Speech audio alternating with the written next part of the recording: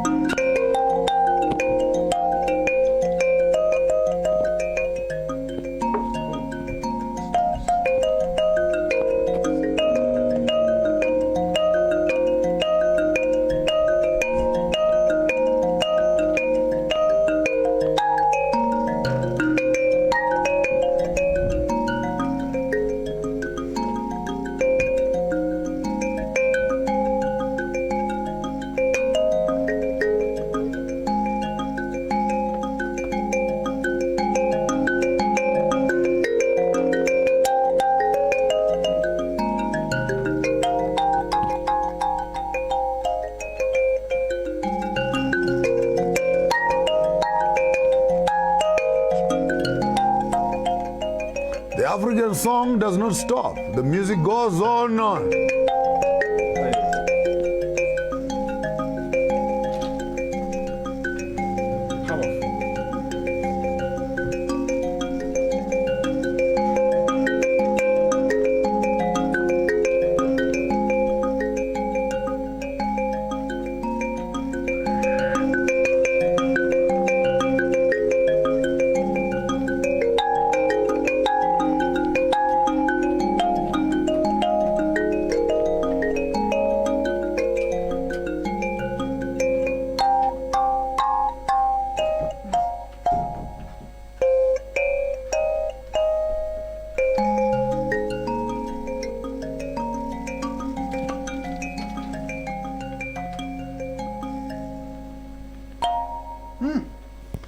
Wow! Welcome on, welcome on.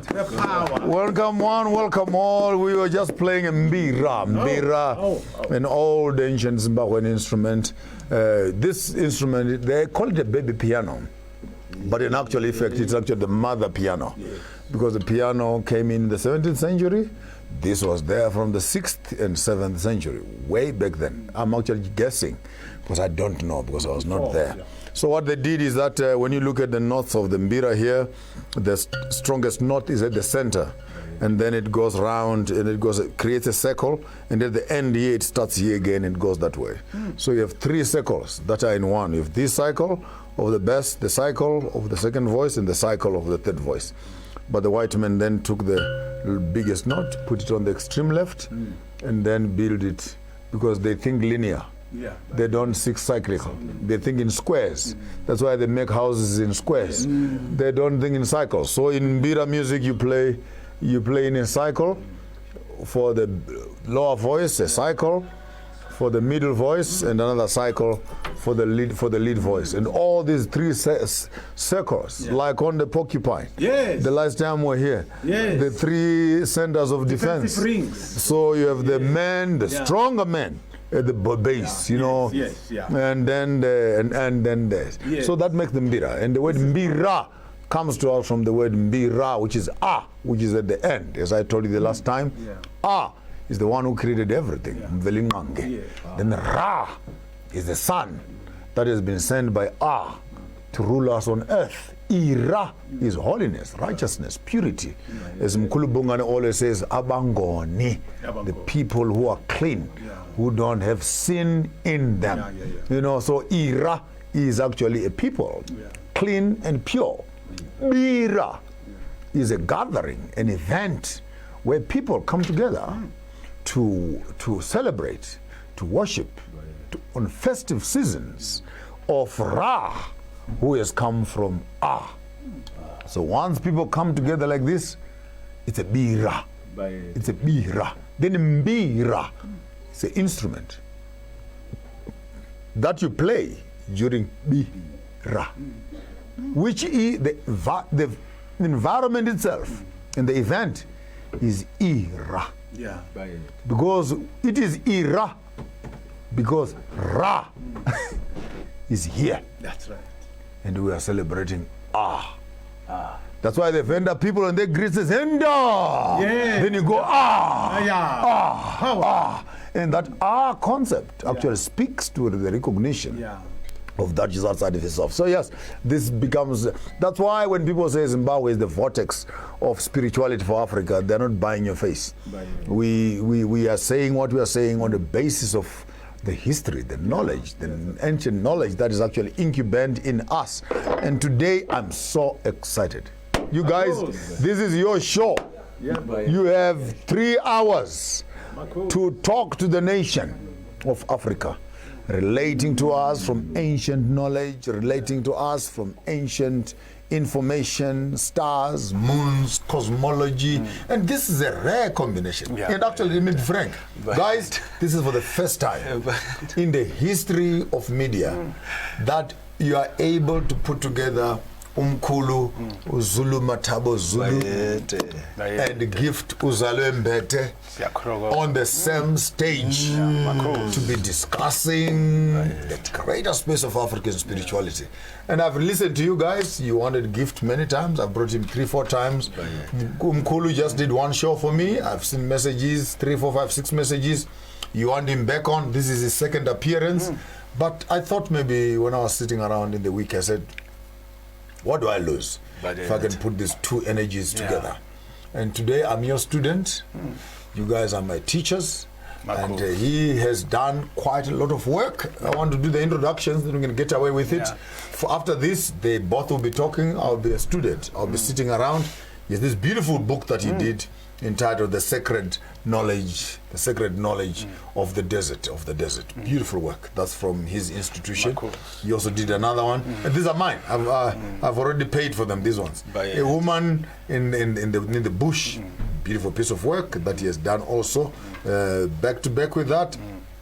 He also done one called Holographic. Holographic meaning? Is a beetle. Holographic. But what is hola? What is hola? Hola is to make the sphere. Make spherical ball. Make a life. Make a future out of other people's rubbish. Yes, my Lord. Beetle goes to where the cow dung is and he collects that buloko and he makes something for his children. And because when he goes to Holabuloko, then he puts the egg inside. Exactly. So Holabuloko means collect the rubbish that colonialism has given you as Africa and create a new dispensation for your own children. So people ask me, why is he shouting colonialism? And you are using a cell phone. I say Holabuloko. I'm using the rubbish of the West to create the system. But this one is a killer. He wrote a mathematical book in Sesotho. Now, this is mathematics taught in indigenous African language. Now, if he did it for Sotho, we have 11 tribes in South Africa. Zulus, Pedis, Tswanas, and the rest of you. I think this is a masterpiece where we can begin to learn how best we begin to collect our indigenous knowledge, combine it with Western knowledge, and have... gentlemen in the back there, I suggest that you put his name, put his number. People would want these books. Can you please just give him a coverage? Of course. Then we know we're on the same page. And please, he has done 12, 13 books? More than 10, He has done more than 10 books, but for me, he brought me these 4 for a start. And I suggest that actually, for me, this is a project that every African, if you say you are educated and you have a degree in commerce, write commerce in your own language. You say you have an educationist, write education in your own language. You say you are a mathematician, write mathematics in your own language. You say you have a degree in agriculture, write agriculture in your own language. This for me, when you were speaking to me the other day, my mind was cruising all around the various faculties of education, from engineering. Can you believe up to date, we don't have a blueprint.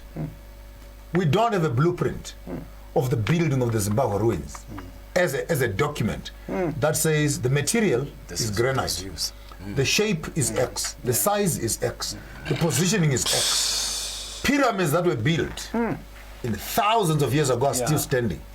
And they say we're primitive. Today it's going to be different. I think I'm going to lose myself, but I'll just let this conversation flow. And I brought these 4 books written by Mkhulu, Zulu, Zulumathabo Zulu. Brilliant scholar. He's actually a cosmology student and etc. But in my library, I got excited also. You forgive me. It's one of those rare moments where you get to see Maponga J in his glasses just to extend my eyes. I also got a book in my library that I thought I would also share, which is entitled Healing the Exposed Being. Healing the Exposed Being. And the beautiful piece of work, this is my library, this is done by the South African Ngoma tradition, how people are initiated into, I'm happy why I brought this, because there are some institutions that are beginning to take our conversation seriously. And when I saw this book actually says we can talk to our ancient systems and begin to put them into literature. And for me, even those who are being initiated into the greater space of Izangoman and Tonton, you can now have a library in your school. That while the man is with you for 6 months, at least data. He should have read one book at least, one book, and you can review him on the basis of that. And we cannot mention literature before we also mentioned. I was walking on the shop on Friday last week, and I met our ancient writer himself by the name of Chinua Achebe on his great classic book, Things Are Falling Apart. The center is no longer holding. It's in my library, and when you spoke to me the other day, I would have failed if I didn't go back to my library. I read in my extra time, and I got this beautiful piece of work, The Way of the Khoisan, The Way of the Bushmen, how they dance around the fires, and actually are able to evoke and connect with the spiritual world, etc. Our conversation will run from political conversation to ancient ways, to healing and medicine, to cosmology and cosmogony in terms of literature and etc., to how do we maximize on how people have abused us, the value of women and etc. Ultimately, we are actually talking about the secrets of the African desert. So there you have it. Then this is in my library. Please don't come and rob me at night. Other people are robbing each other of money. You can rob me of education. But this gives almost a framework of our conversation of today. Sorry for such an elaborate introduction where I took all the time to introduce myself. And on my front is Mtate Zulumathabo Zulu, the writer, a philosopher, an educationist, and actually a head of an institution for African knowledge system. With me here, I don't need to introduce him. If you have seen me for 3, 4, 5 times, I have my honorable friend, my guest, my brother, my mentor, my bouncing board. Oh man, what would I be without you? What would I be? This is a man behind the curtains. When you guys don't see me, I'm with him. Busy trying to synergize and collect information so that we can come to a common understanding. Gift Ombethe Majodina. And with those few words, maybe someone is tuning in for the first time. I would give you each maybe 2 minutes or 3 minutes at most to introduce yourself, who you are, what you're doing, and where you're coming from, and what brings you to the show.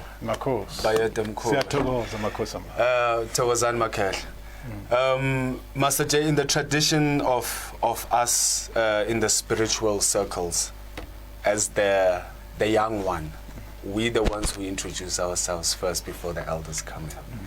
That's why I started. So I wouldn't let my leader take precedence, otherwise my head won't open up today. Okay. I'm born Tsepiso Gift Majodina. I'm born in Vosloorus on the East Rand. I am born and bred.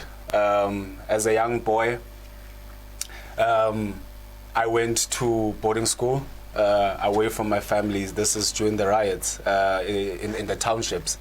This obviously was when my parents felt that I probably will not be safe because there were incidences that would happen that we were close to the firing line, as it were. So for them, it was a question to say, let us send him away. Send him away, lock him away. Not knowing that they actually beginning my school when I came into this world, Master J. So so I grew up in a boarding school. I come back to to Gauteng again. This was in KwaZulu-Natal, in a place called Emandeni. So I grew up there. I'm 9 when I leave home, and I come back when I am around 11 or so, or 12. And then coming back, I come back to Joburg. I am living with my mom. It's my mom and my young sister. And from there, we attend these, I don't know, so-called multiracial schools, or previously multiracial schools. Getting into that space, obviously, one now started getting exposed to a whole array of experiences and interactions and souls that you meet. And in the development of my personal self, this is where I would begin to find myself. Or Majodina is finding himself. After the break, we want to hear his story in full before we can move over into other philosophical jargon, discussing how many angels can dance at the sharpest point of a needle. Today we are unmasking the greater philosophy and cosmogony of the great African people. After the break, we'll be with you. Bye. Bye. My course. I just want to go to the bag and this is my student. Okay. Oh, a student. My course. Who's student? Uyabonakala student. Tokoza Mkhulu. Learning life discovering himself. Okay. And uze nje uzobona utata lencwadi lebekezoyicela bezoyinantsika, which one of the books, ne? Yes. Oh, my course. Cosmology, Basotho, whatever. Yes, Okay. tuzawucela utazoyini. I just want 30 seconds, guys. Yeah, so I'm not wasting time today, so I'm not talking to you. No, it's fine. So bendithi introduce Baboon. My course. Can I explain to them? So are you willing to sit until we finish, or during break? It's a 2.5 hour show, so if, Okay, I'll yes. Okay. My great. course.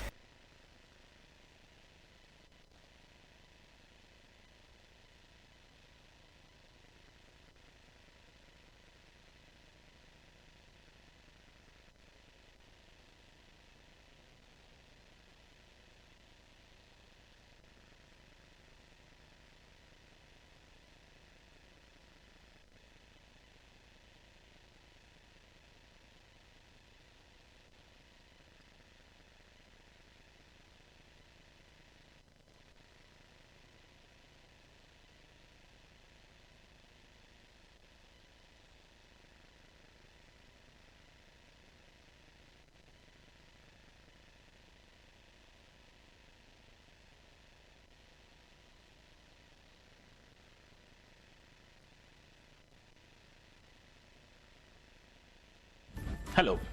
The fourth industrial technology era has forcefully changed how every profession has been working for its clients. The world has become smaller than what we used to think. Imagine the ease of talking to a person who is in Australia, China, or Germany while you are in South Africa, as if you're just next door. The ease that globalization and the fourth industrial technology have brought to humanity entail doing business anywhere in the world as long as you have the purpose and the means. It is our expertise as MB Chabangu Incorporated to advise clients immigrating to South Africa on various permits and on opportunities for travelers who intend to sojourn in South Africa for a longer period of time. Ṣé pé ayé náà ti kéré ju èyí tí a rò lọ, nítorí náà ìmọ̀ wa ní ìsìlọ àti òfin àgbáyé ṣe wá ní ọ́fíìsì àkókò lórí àwọn ìṣòwò ilé àti ìgbaniláyé láti gba ìwé ìrìnnà fún iṣẹ́ òkòwò. Ho MB Chabangu Incorporated, re ba eletsi dinotari le basebedisi le di ofisi tsa rena kwa Pretoria, Johannesburg le Bloemfontein. MB Chabangu Incorporated e humanega ga bonolo go bareki ba rena.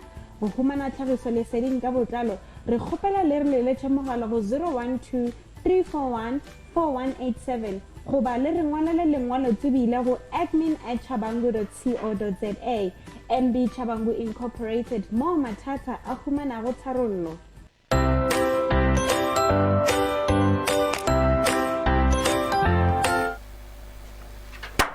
Back to you, Mkhulu Majodina, explaining your history all over your head.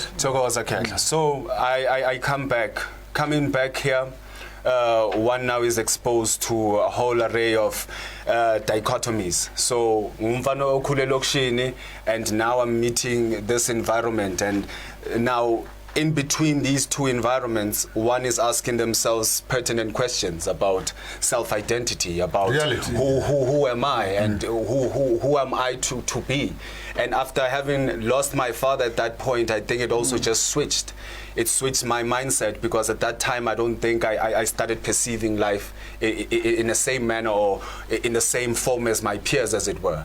So I knew at that point in time that my life would take a different turn, Master J. I knew that it would take a different turn, and only for it to take a different turn where now I started having visitations. I would start having visitation from the elders, and obviously one is coming from a very Christian background, and that in itself had its own pillars that creates almost conflict. A serious conflict. Because in church you are told these are demons. And it takes a very long, it takes some time, not a very long time, but it takes some time to break down some of these ideas and some of these ideological concepts that when you start to confront them on a spiritual platform, you realize that they create blockages, and you can't even now begin to ascend, where now we were not given the tools that in spiritual growth there are ascension levels that one actually goes to in terms of maturing within that space.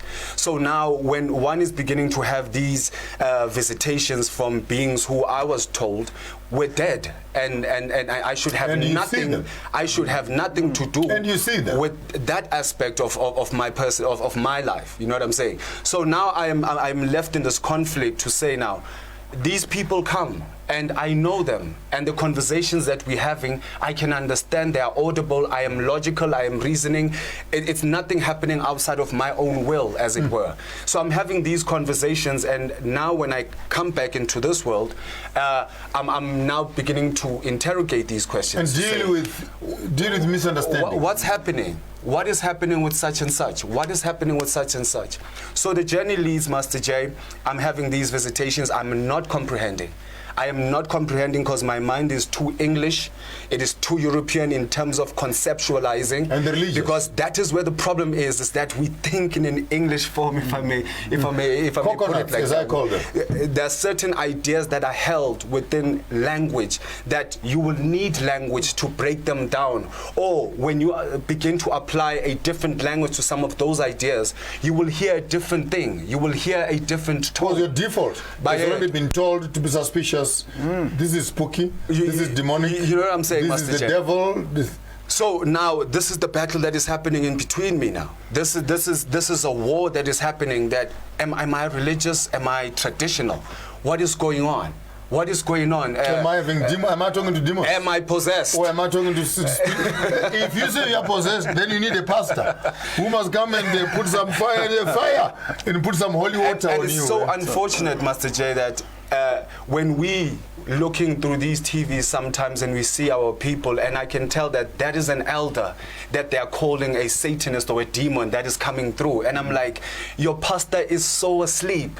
Your pastor is so asleep, and you guys are part of that blindfold where you see an elder coming through and who's possibly having messages that could even save. And you block them out. And they block them out, Master J.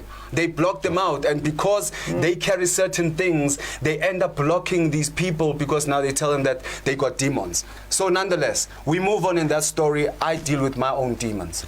So my journey leads me on my maternal side. Let's put quote unquote. Yeah. You are dealing with your own reality. My own reality. Which interpretation, perception, and expectation looks at you and say, according to us, these are demon possession, and that expectation and perception is actually couched in the European system. Because now this is some of the places that we need to go, perhaps within those conversations, so that we can make our people see exactly what was the strategy. What was the strategy, and how did the strategy work, and which aspects did they come to in terms of their strategy to move us from our power base, Master J? So these are some of the things that one began to ask on a personal level, and I understood that I will not find these answers. And now I understand in retrospect that these were some of the promptings that were now leading me to take up my spiritual journey. Okay. So now I find myself in Sangoma gear, Now there is no trace in my family. There is no direct trace to say no, your Mkhulu was the one who had this thing. I remember when I first came and I told my mom, for instance, and she was like, "But there's no one in the family who's like that." I can understand if you're but gonna. She's only looking at the now. By it, and the immediate. Again, this was context because now on my maternal side, my grandmom is a prophetess. I don't know this because I'm nurtured by my grandmother as I grow before I leave. So I do not know that my grandmother is a seer. She is a seer, she has gone to practice, but I have no concept that this woman here is an elder in the true sense of the word. So for them, when it came, it was that thing to say, okay, if it is the gift, then maybe take it up. And they gave you a name called gift. They gave you a name called gift. They know you end up with gifts. By it, you know.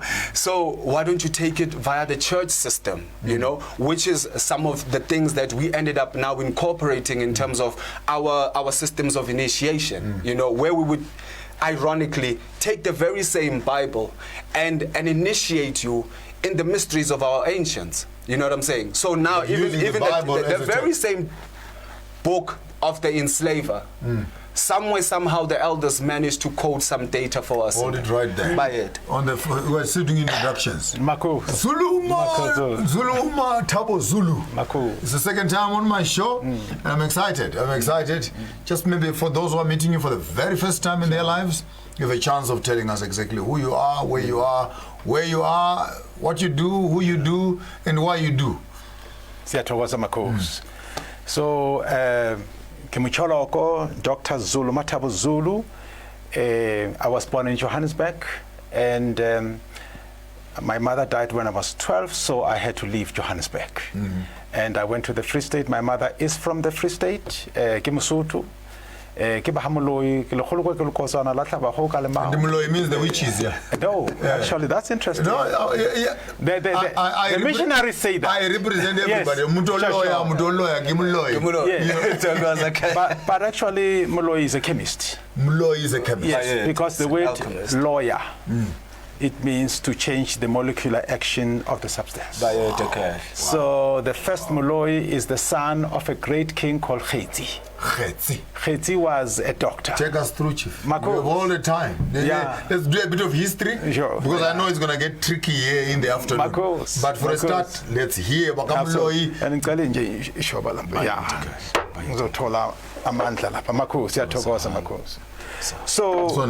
So the first king was Khetsi, and then he had a son. So he was a doctor practitioner, this king Khetsi. And then his son, he named his son Muloi. To say, I specialize in doctoral medicine. I want you to be a chemist. And they called it Muloi.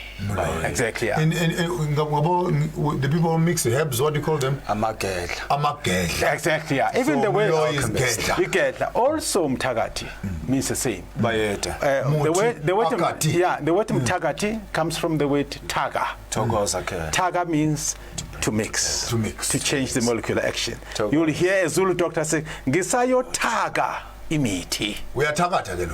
Exactly. So, but Utagati is more on the chemistry side of it. So Utagata is African chemistry. Absolutely. So I think we must change all African languages. Absolutely. I'm studying chemistry. Yes. You actually say I'm studying Utagata. Exactly. Buloi. Yes.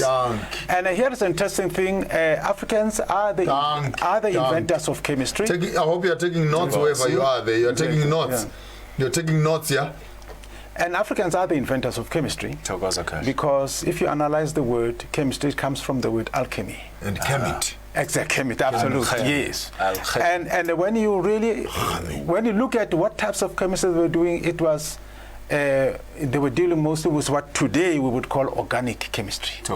So they're dealing with hydrocarbons. You know why? Because they are the people of the melanin. So they were studying about themselves. Exactly, very critical.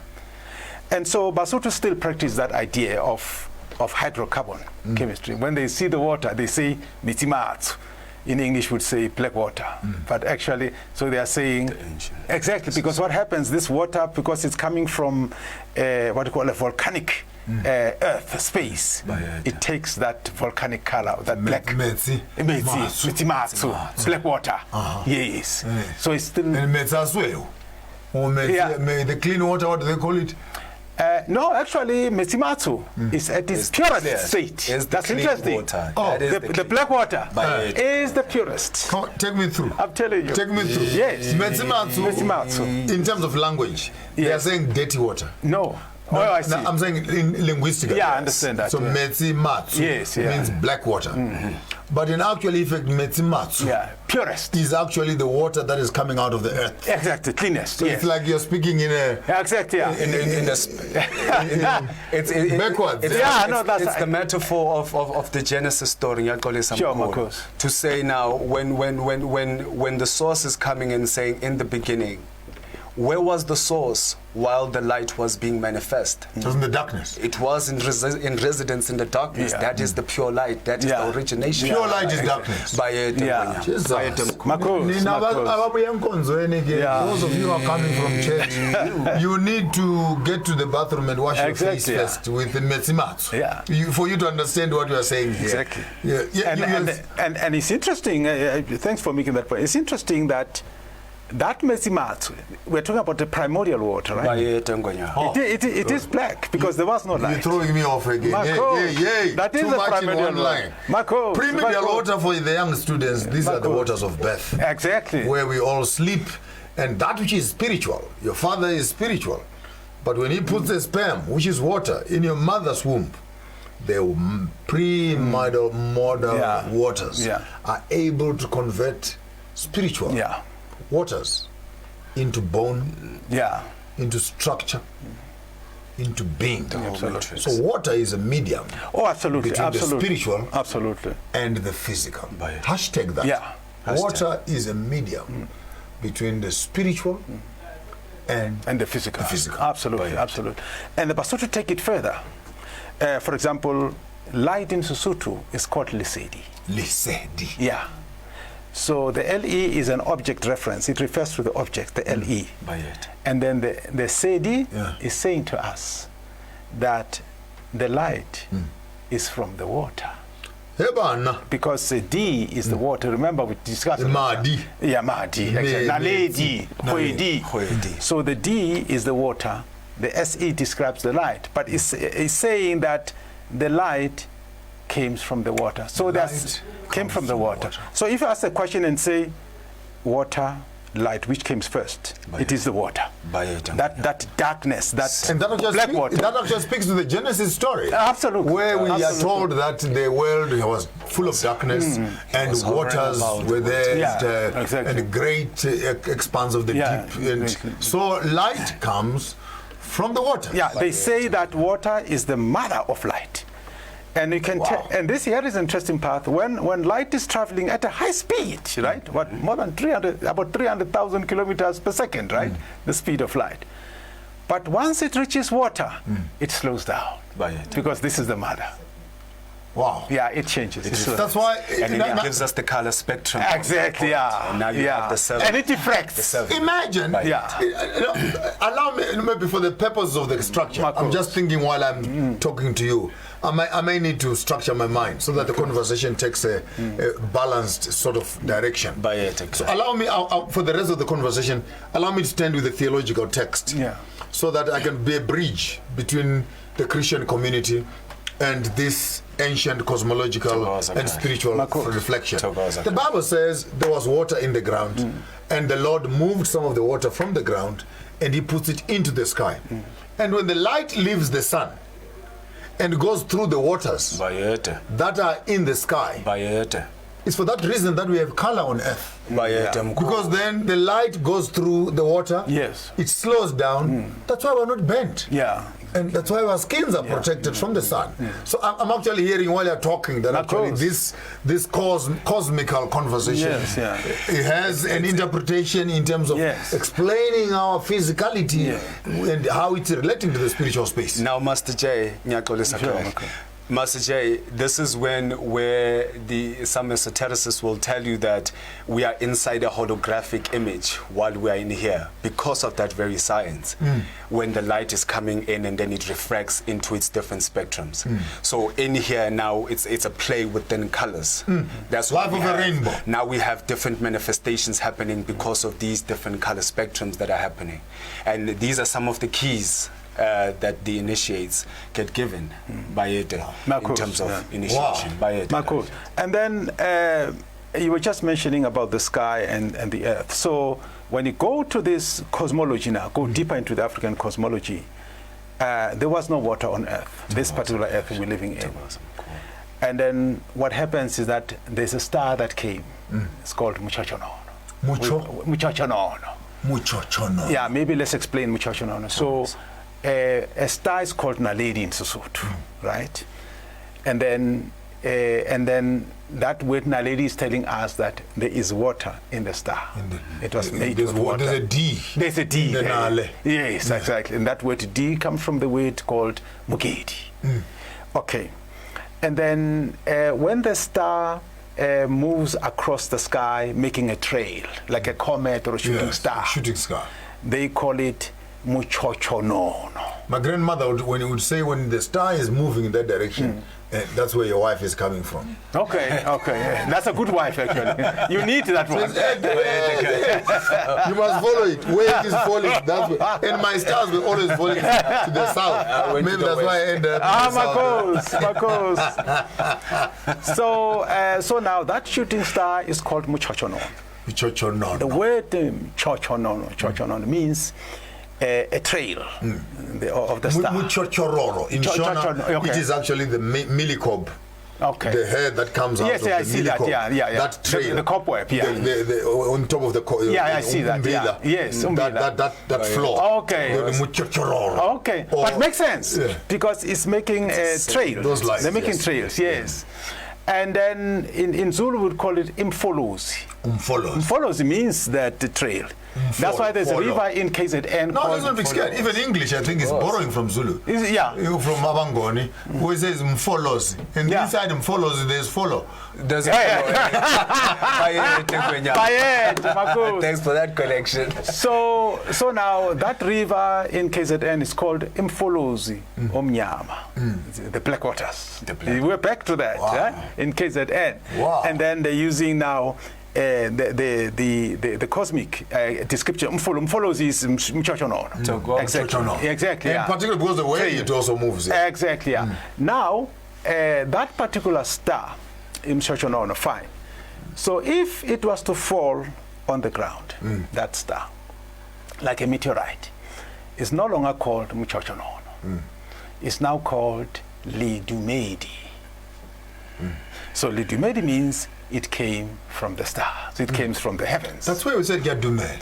Exactly. So when you say thank you, allow me to become philosophical. Because I think I have the tools. Absolutely. So when you say Gadumed, and an asteroid or a star that has fallen on the ground, Kidumed. Yes. When you say Kidumed, you're actually saying to the person, you have acted like a star. Yeah, powerful star. You have fallen from the supernatural into my own space and changed my environment. So when someone says, Kiadume, actually you have acted like a star. Absolutely. Yes.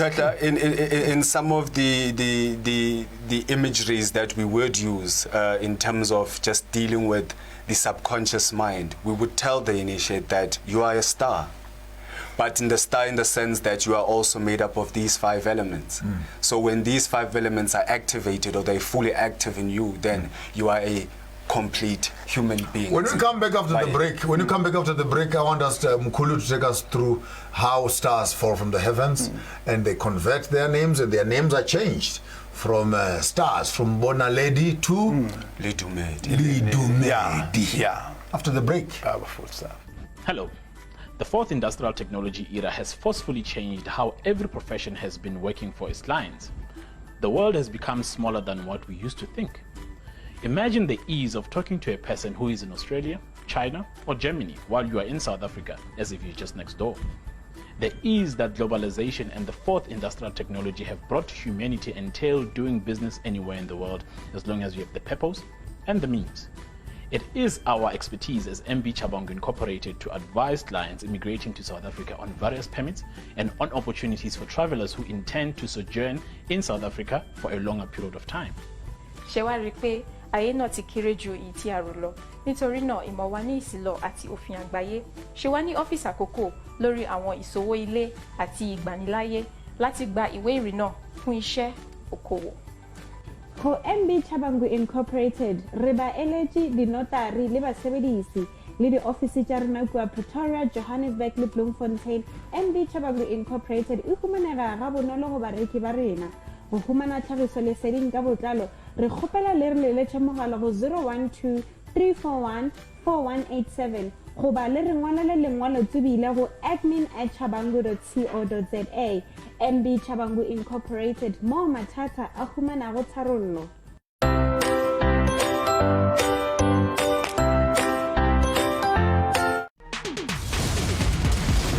Feel the heat. Hold on. To make it through this journey alive, you're gonna need someone to teach you the ninja way. Don't just stand there, kill someone!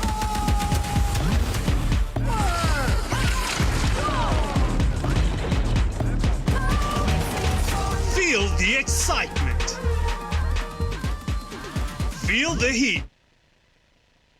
A star falls from the heavens. Yeah. My name is Maponga J, here on your program SANKOFA. With me today is our honorable guest, Zulumathabo Zulu, a writer and anthropologist and a mathematician. And back to back with him, I have also brought for you Mkhulu Gift Majodina, Ombethe, who is a practicing indigenous healer and also a gobela in his own right. Before we went for the break, you were taking us through when a star falls from the heavens. Absolutely. And it reaches the ground. Yeah. We change its name from Naledi to Lidumedi. Powerful stuff because as we pointed out in the last show that the Basotho, like other Africans, trace their origins to the cosmos, and they believe they come from the stars, and they call themselves Badumedi. Now, just to give a bit of context, today when you ask anyone and say, what is Mudumedi, they're going to say to you, somebody who goes to church. But then in my institute, Madisebo University College, we do a lot of research and linguistics, very important. So we say, but the church came through colonization. So it cannot be the case that Mudumedi is linked to the church.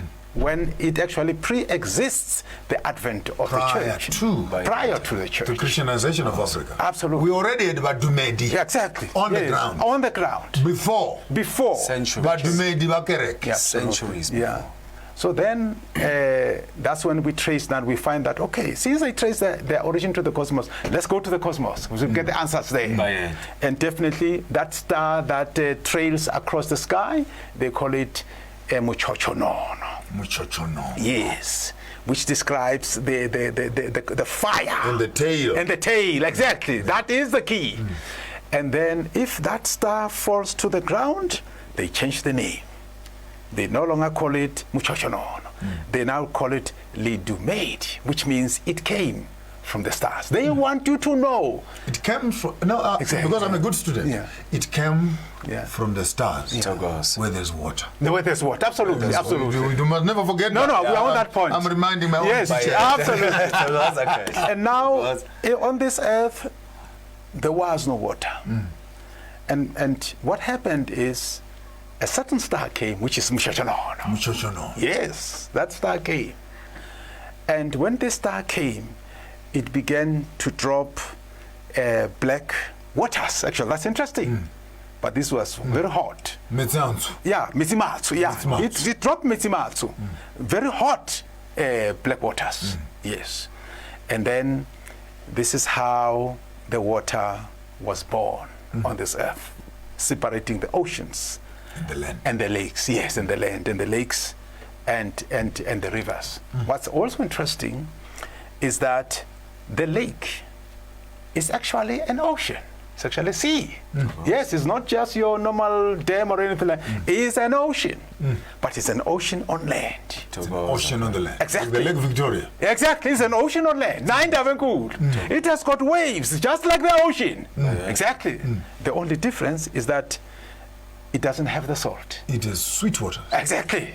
Exactly. Exactly. And it will take the color of the volcanic space and becomes black. So that's very critical. And this fact is also attested for the great Isanuse, like Credo Motwa. He makes the point. Yes. Oh! Yes. Vusamazulu.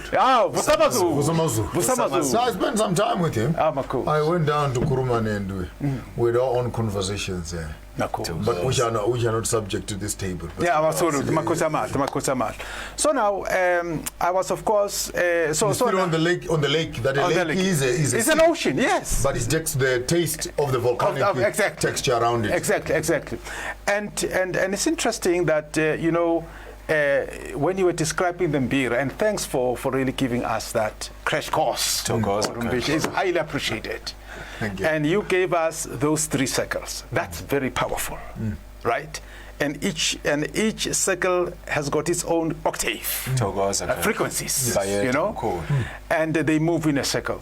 And that reminds me, of course, as we talked also last time, the animal Nuku in Sesotho, the porcupine. And I'm glad that you have that. Siyathokoza Makhosi amahle. In Shona it's Nungu. Nungu, okay. I think it's the same in Zulu. Nungu, yeah, in Zulu, exactly, Makhosi. So it's quite interesting that when this animal is attacked by a predator, it will form the defensive rings. And there are 3 of these different rings. Exactly, yeah.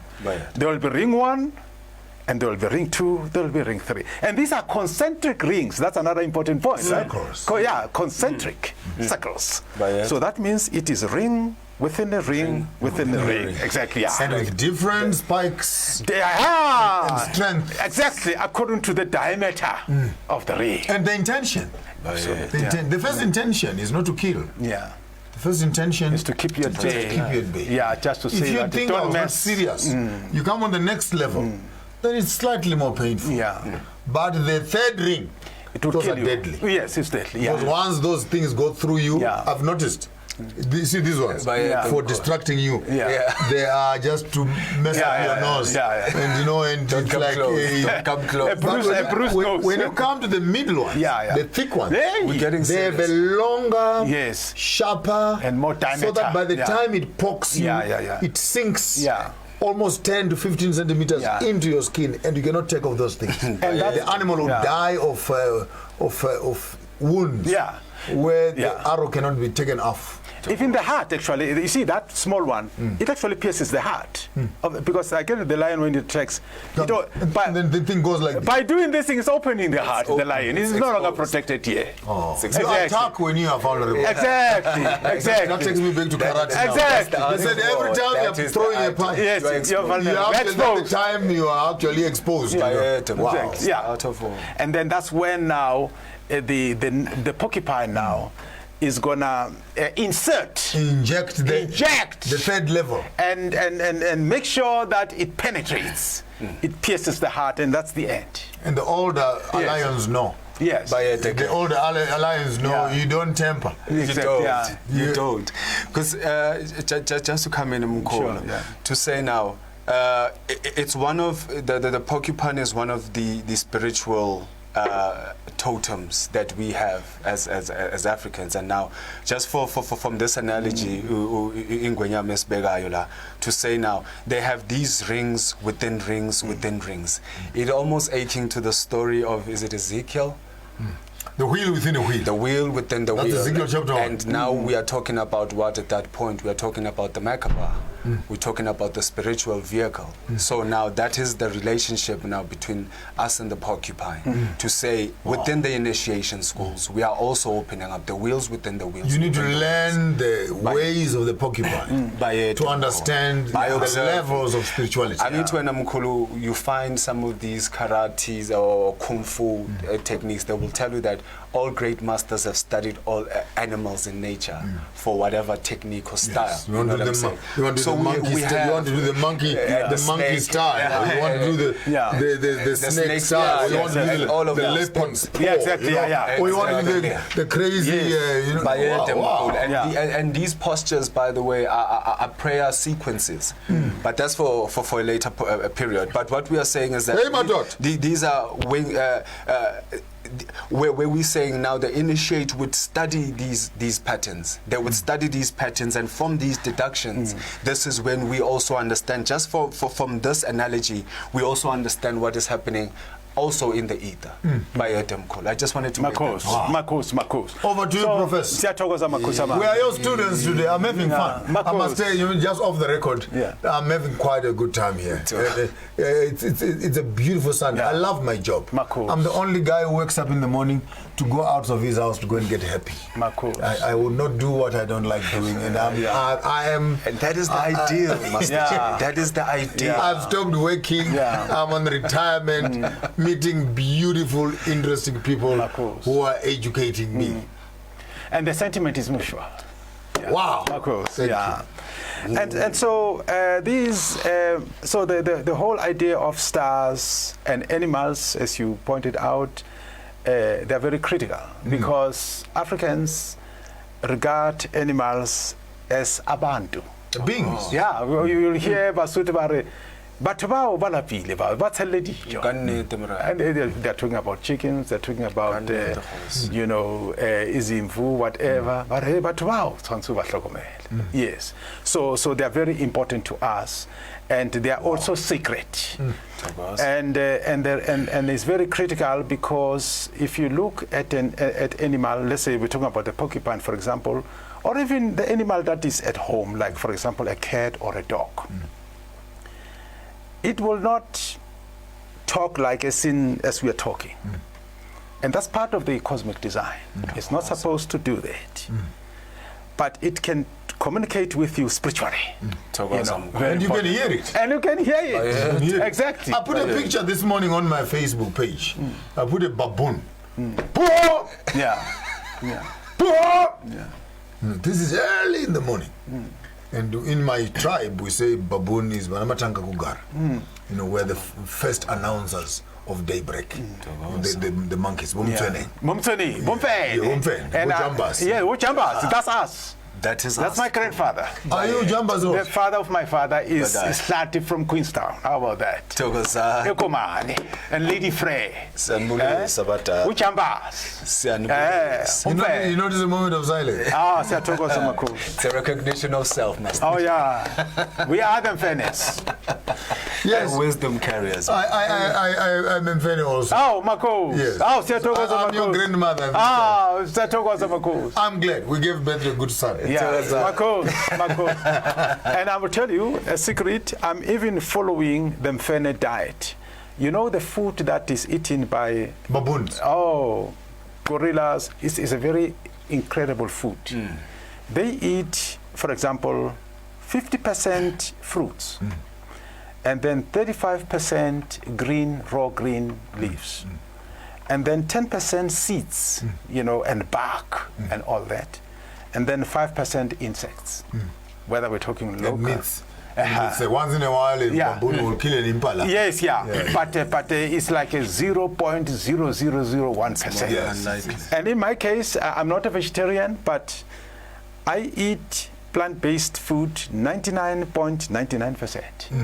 And 0.001%, I will eat the meat. You will eat meat. Yeah. So the baboons died, actually. Oh. And if science was true that we come from the apes, then actually I think we should all follow the diet of the apes. It's a very good diet. We are closer to good health. But I don't subscribe to the evolution theory myself personally. No, I was just mentioning in passing. Even if they would say, if this was true, then the diet of the mother is always better for the child. Yeah, absolutely. But you were saying something. Ngwenyama, Mkhulu is making a reference to a very critical point, to say that from our totems, this is some of the data that people can draw from. Because sometimes people just want to acknowledge their totem just as it is, and not understand that at the finest point of it, from just this totemic energy. Did you hear what you just said? What did I just say? Mkhulu. So now what we are saying is that at that point, this is some of the things that we can draw from these symbologies. You know what you're saying? As some of the things to balance your energy within the space. What you're saying is that if your totem is a Mukwena, for example, you live in the water, but take some time to be in the sun. Yeah. That's your totem. Yeah. Learn the ways of the crocodile. Yeah, exactly. And create a DNA of behavior. Yeah. In terms of timing. Yeah, exactly. Even the Bible says crocodile is the master of all creation. I read it the other day in the book of Job 38, somewhere there. He's the master of the field. Yeah. And then Job asked, but why? He says, he's the only animal that never goes hunting. But the universe brings food to his mouth. So when the animals are hungry and they're thirsty, they come to him. Come to the water. And actually the Bible then acknowledges that a crocodile does not need to be chasing animals in the bushes. So if you are a Mukwena, most likely your behavior must be that of waiting and learning the ways of your totem. So that your timing and your striking and your feeding is within the greater DNA of your totemic understanding. Why did the ancients choose even those elements? Why did they choose that particular being?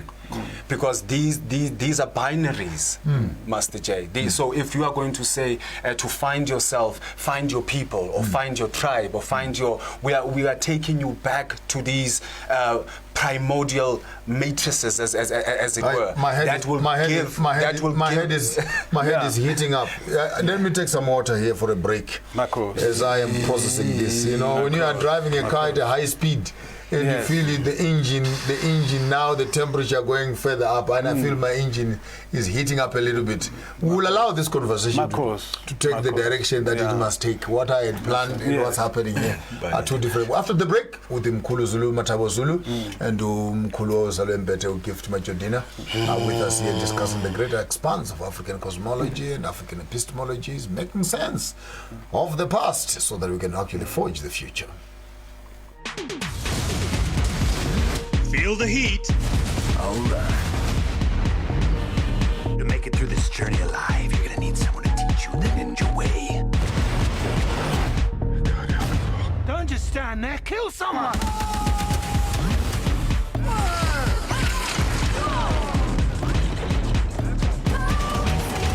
Feel the excitement. Feel the heat with StarSat. Challenge your ordinary. Experience the extraordinary. Not only the government, the municipality here has had no plan. Now, I believe that my peace is my most valuable asset. Absolutely beautiful! This is exactly what I was looking for! DJ Khaled! It is a day to celebrate. We're ready for action. I like it when it's nice and soft. Yeah, that is nice. How was it like growing up in Nigeria? Yes, sir. You know what it is. Feeling is there that, you know, you're doing something special. Stop being so dramatic, Mira. You should just be what you want to be.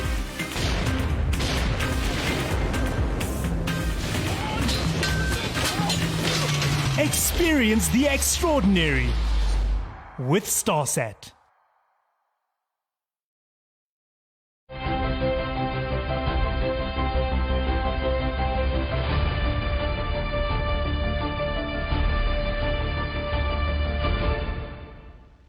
Crocodile. Take us through the movement of the crocodile space. As you're explaining. Now, Kesha, when we look at it in terms of within the chematic space, as it were, and the symbology that is inherent there, and when we look at and then taking that within the framework of Yobongoma, where now you will find an initiate wearing ilanga. If it's not ilanga, then uzo qoga ingwe. or uzogqoka ibhubesi. Again, it is speaking to the procession of the sun. It is speaking to the initiations of the sun. That's why we are light beings. In contrary to what the world taught us to be. We are the carriers of light. We are the transporters of the light. That's why now we follow the patterns of the light. So now, even when Utwasa is at initiation schools, when we align their program, we align it in terms of where the positions of the sun is, in terms of how the day is progressing. So now, why do we do that? We do that because now we understood as Africans that the sun is an entity. It's a being. It's an energy. It's a consciousness of some sort. So now, at certain times during the day, there are certain energies or vibrations or gateways or portals that are opened for us to access different spaces within the cosmic reality. Now, when you read the Bible, Daniel prayed 3 times a day. To me, that speaks of the windows of time.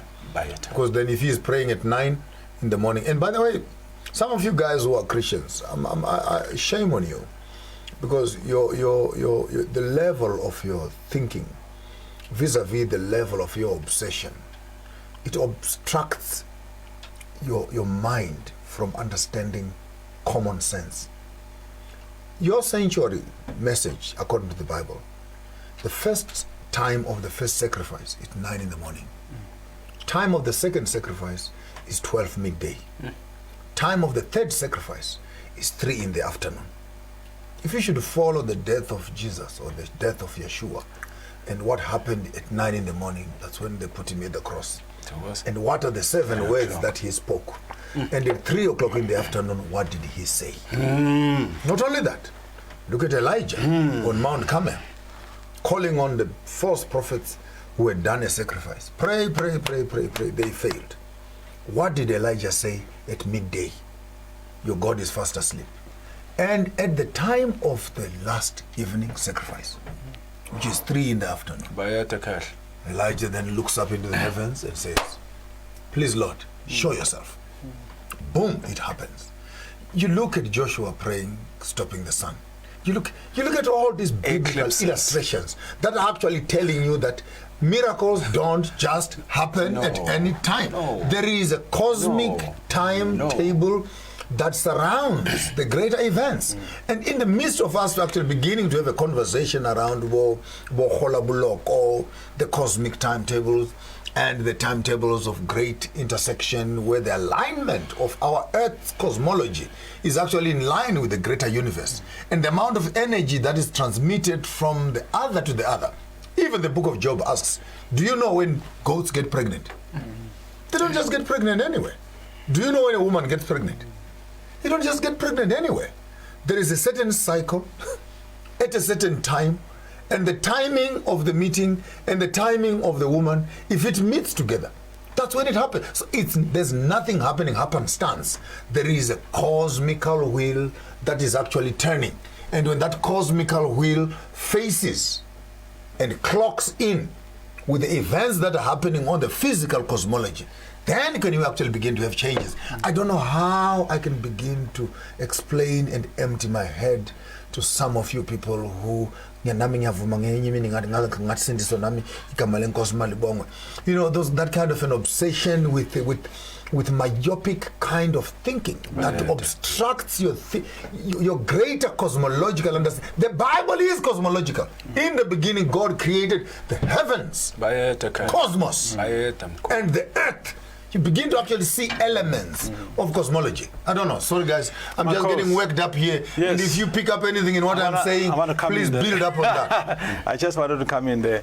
I think also, and thanks for making those points, but I think it is also prudent to make the point that when the Jews wrote the Old Testament, they actually borrowed from the ancient African scriptures.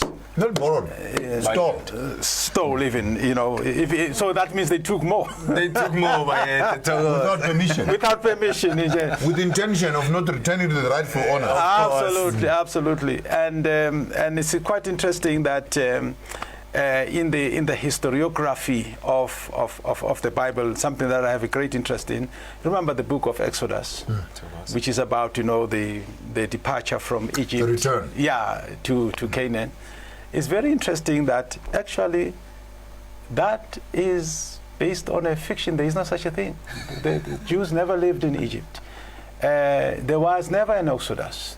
Where a lot of theologians, when you do research on that, they will tell you that no, there is no evidence of that.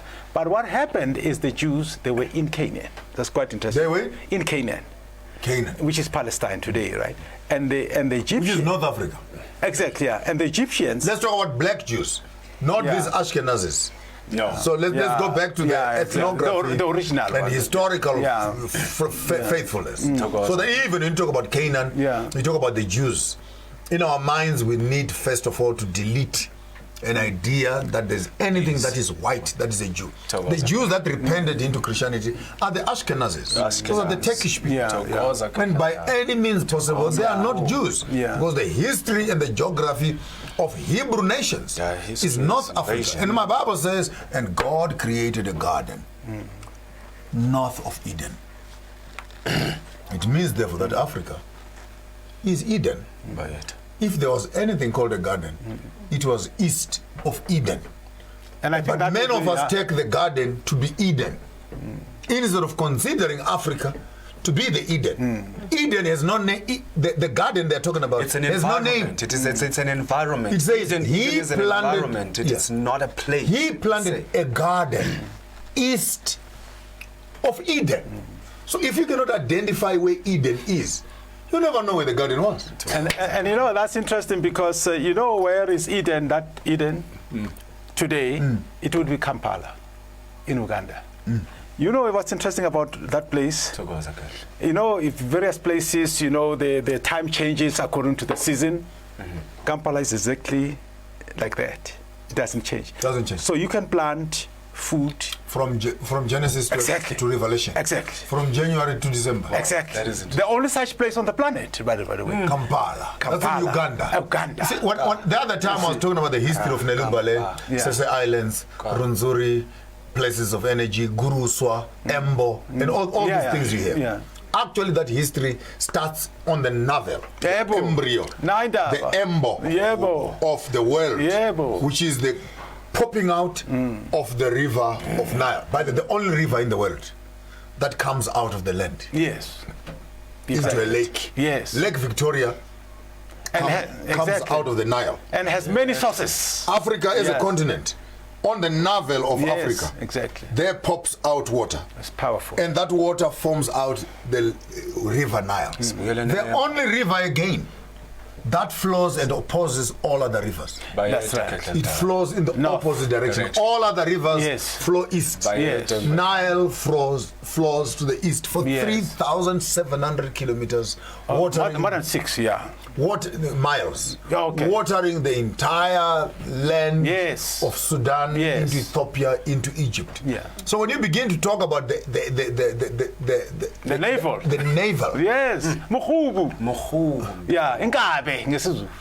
Yes. You've hit it hard. You've hit me now. No, you have hit on the point. And you know what's interesting about the Nile River is that it is actually going against gravity because the north is up, is high altitude. The south is down there. Yes. And the reason why the river flows upstream. It's going up, yes, it's going upland, upstream, you know, it's going up. It will take another generation, Zulumathabo Zulu. Let me say this. Our conversation today are not for this generation. They are for the next generation. For the future. It will take another generation that will go to Nile and study and consolidate this information that we're talking about. That the center of the universe, the center of humanity, is actually Afrocentric. Absolutely. Let me declare it, even if the scientific world can refuse that humanity begins in the basins of Mount Kilimanjaro. Marcos. In the banks of Lake Victoria. Yes. Nelubale, Runzuri, Sese Islands, Jaja, and the River Nile. That is Embo.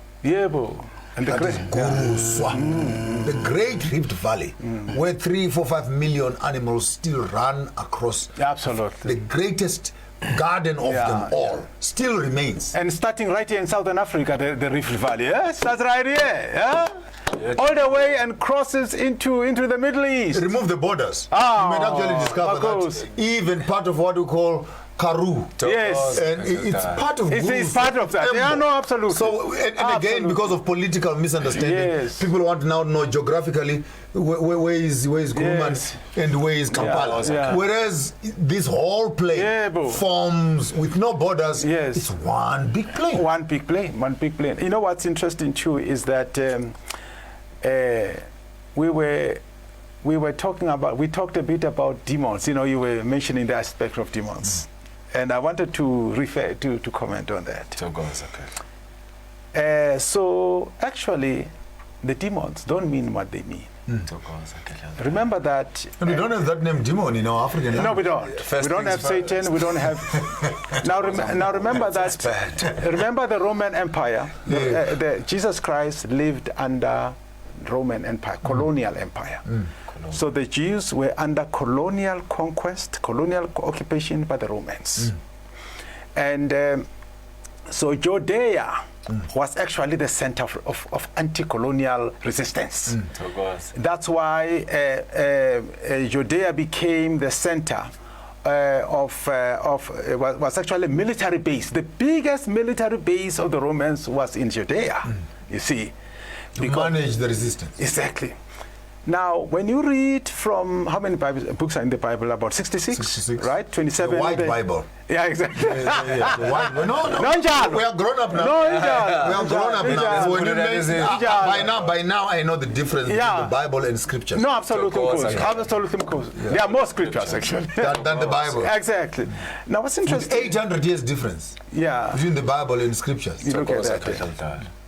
And what's interesting is that the Romans, who were this colonial superpower, who had conquered Middle East and so forth, it's very interesting that the military base was in Judea to suppress the anti-colonial resistance.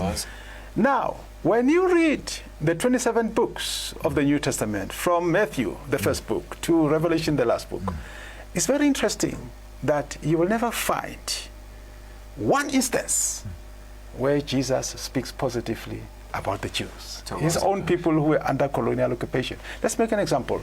In chapter 8, Matthew, he's busy healing people there. Right? He's doing great work. And then a centurion comes. Yes. That's a Roman. Yes. A centurion comes. Yes. A centurion says, Master, I have a servant at home who is sick. And theologians say that servant was actually a slave. And then I would like you to come and I would like you to heal him. And Jesus says, I will come to your house to heal your servant. Let me after I'm finished here. The centurion says, Master, you don't need to come. I'm a man of great power. I'm the man of great power. I'm the master. I speak. I speak and it happens. So please. When I say to the servant, go there, he goes. When I say to the slave, do this, they do. They do. So, Master, send the word. Send the word. Yeah, you don't need to come. And Jesus was amazed, and he says, of all children of Israel, I've not seen one greater faith than this man, this centurion. And he says, according to your faith, you are healed. And then the Bible says, at that instant, immediately. Yes, immediately, the servant was healed. Now, this man, who is said to be the greatest faith, who has the greatest faith, he's actually a military commander. You know what is a centurion? A centurion is a military commander of 100-regiment soldier. His business is to enforce the brutal colonial rule of the Romans. How ironic. And it's quite interesting that his people who are brutalized, he says, this man is better than my own people. It is not different from me during apartheid, saying B.W. Botha is better than my own people. you know. So it's quite interesting, and in fact, as you go through all these things, so that's when you realize now that it's very interesting that the whole New Testament is actually a pro-Roman text. You know, a very anti-Semitic, if I may say that. The only time you meet the African the only time you meet the African on the Synoptic Gospel, only time. Yeah. Twice actually. Yeah. It's on the appearing of the Jewish Magi. Yeah. Yes. Who went to the east. The east, yeah. When during if you pick up if you as a theologian, and I can challenge you back at home, since it is a Sunday, you have enough time to study. Abraham had a wife, Sarah. Then he had a wife, Hagar. He had a wife, Zipporah, and says he married also after Sarah died. So he might have been 3 or 4 wives. But just to cut it short, then at the death of Sarah, Abraham says, I don't want these children of the slaves to actually have an inheritance with my son, Isaac. Then he took gifts for them, gold, myrrh, and frankincense. If you're a classic reader, go and read for yourself. And he sent them to the east. Listen to that. The next time you see people coming from the east, are the Magi, the wise people. Who had studied cosmology. Yes, absolutely, to see the stars, and knowing that the stars have a direct impact on what is happening physically. And they followed a star. Right. And when they arrived, they brought back the gold. Frankenstein. The myrrh. And the frankincense. For me, that passage then combines the Old Testament theology and the New Testament theology. Absolutely. And the next time you see a black person appearing in the Bible, Simon of Arimathea. And sorry, not to cut you short, but I want to Simon Cyrene, sorry. I like the Frankenstein aspect. You know where the Frankenstein comes? Impep. Yeah, the Frankenstein is from actually from Somalia. They are the large. That's why even one of the great queen from Egypt made a trip. Remember, there's a whole thing on the Egyptian manuscripts about the trip that was made from the Egyptian queen to Somalia to go and look for the Frankensteins. They have more than anybody. Exactly. And that's one of the reasons why there's military occupation, there's military invasion of Somalia. You see. It's quite amazing. Spiritual. Oh yes. And in fact, so I was going to connect with it. And let's agree. Yeah. We have a country in Africa called the Gold Coast. Yes. Ghana. Which is Ghana. Yes. We have a country in Africa which produces the highest of frankincense. Yes. Somalia. If we are talking about the 3 wise let's look for the 3rd one. Where they produce myrrh, which is the oil for the skins to protect from bacteria and etc. If we can find those 3 countries, maybe we have the 3 wise men from the east. Well, actually, in the Free State, we produce oil from the plant called umhlonyane. Yes. That oil, there's no insect that will bite you from No. There you go. In fact, the plant itself, if you look at it grows on the volcanic soil. That's very well back to the volcanic soil. It grows the black soil, volcanic soil. If you look at those mountains of the Free State and Lesotho, it's black. That's black soil. That's volcanic soil. The greatest soil on the planet. Exactly. If you look in North America, for example, in Canada, they don't have fruits because of the ice. The fruits come from the south. Countries like Colombia, they've got volcanic soil. So they've got any fruit you can think of. Volcanic soil. Volcanic soil. Is the soil. Is the soil. Mitimatsu. And the water we call it metsi. Metimatsu. This is miti. I know. This was meti. I was just saying because the water there is gonna be mitimatsu. Okay. Volcanic, exactly. Yes. Now that oil, we do it in the fridge. That oil, I'm telling you, there's no insect. So let's write some theology. Yeah. Let's write something because we are educated. Mkhulu. We can make what do you call them? Suppositions, which can be proved later. You mean hypothesis? Hypothesis. Yeah. So let's agree that the oil is from the southern kingdoms. Yeah, exactly. The gold is from the the Gold west. Coast. From the west, exactly. And the Myra, and the frankincense. From the east. From the Frankincense Yes, from Somalia. the great, the land of Punt. You remember that? Punt. Yeah. So the three wise men Exactly. are Africans. Yes, exactly. Who came to see the birth of a Messiah. Yeah. Gold for the kings. Yeah, Marcos. Frankincense for the prophets. Myra for the priests. Yeah, Marcos. The thrice anointed. Yeah. The orders of the Melchizedek. Nina mani zenza imbi. Now throw it over to you. I want you to build on that. But I needed to finish the I didn't even finish my introduction. Nayazi bathini bathi ungakhali uzawufela embelekweni. Yasashika utafela latha uthashwe latharing yasaleshali. Kwarasale usho latharing. Okay. But this demon one is very important to me. Yes. You are mentioning something about a demon. So you on the New Testament. The New Testament, yes. And the centurion. Exactly, yes. So and you can see that the centurions, they brutalize the anti-colonial resistors, but they protect the pro-colonial establishment. Remember, Jesus says, "Give Caesar what belongs to Caesar." Very important.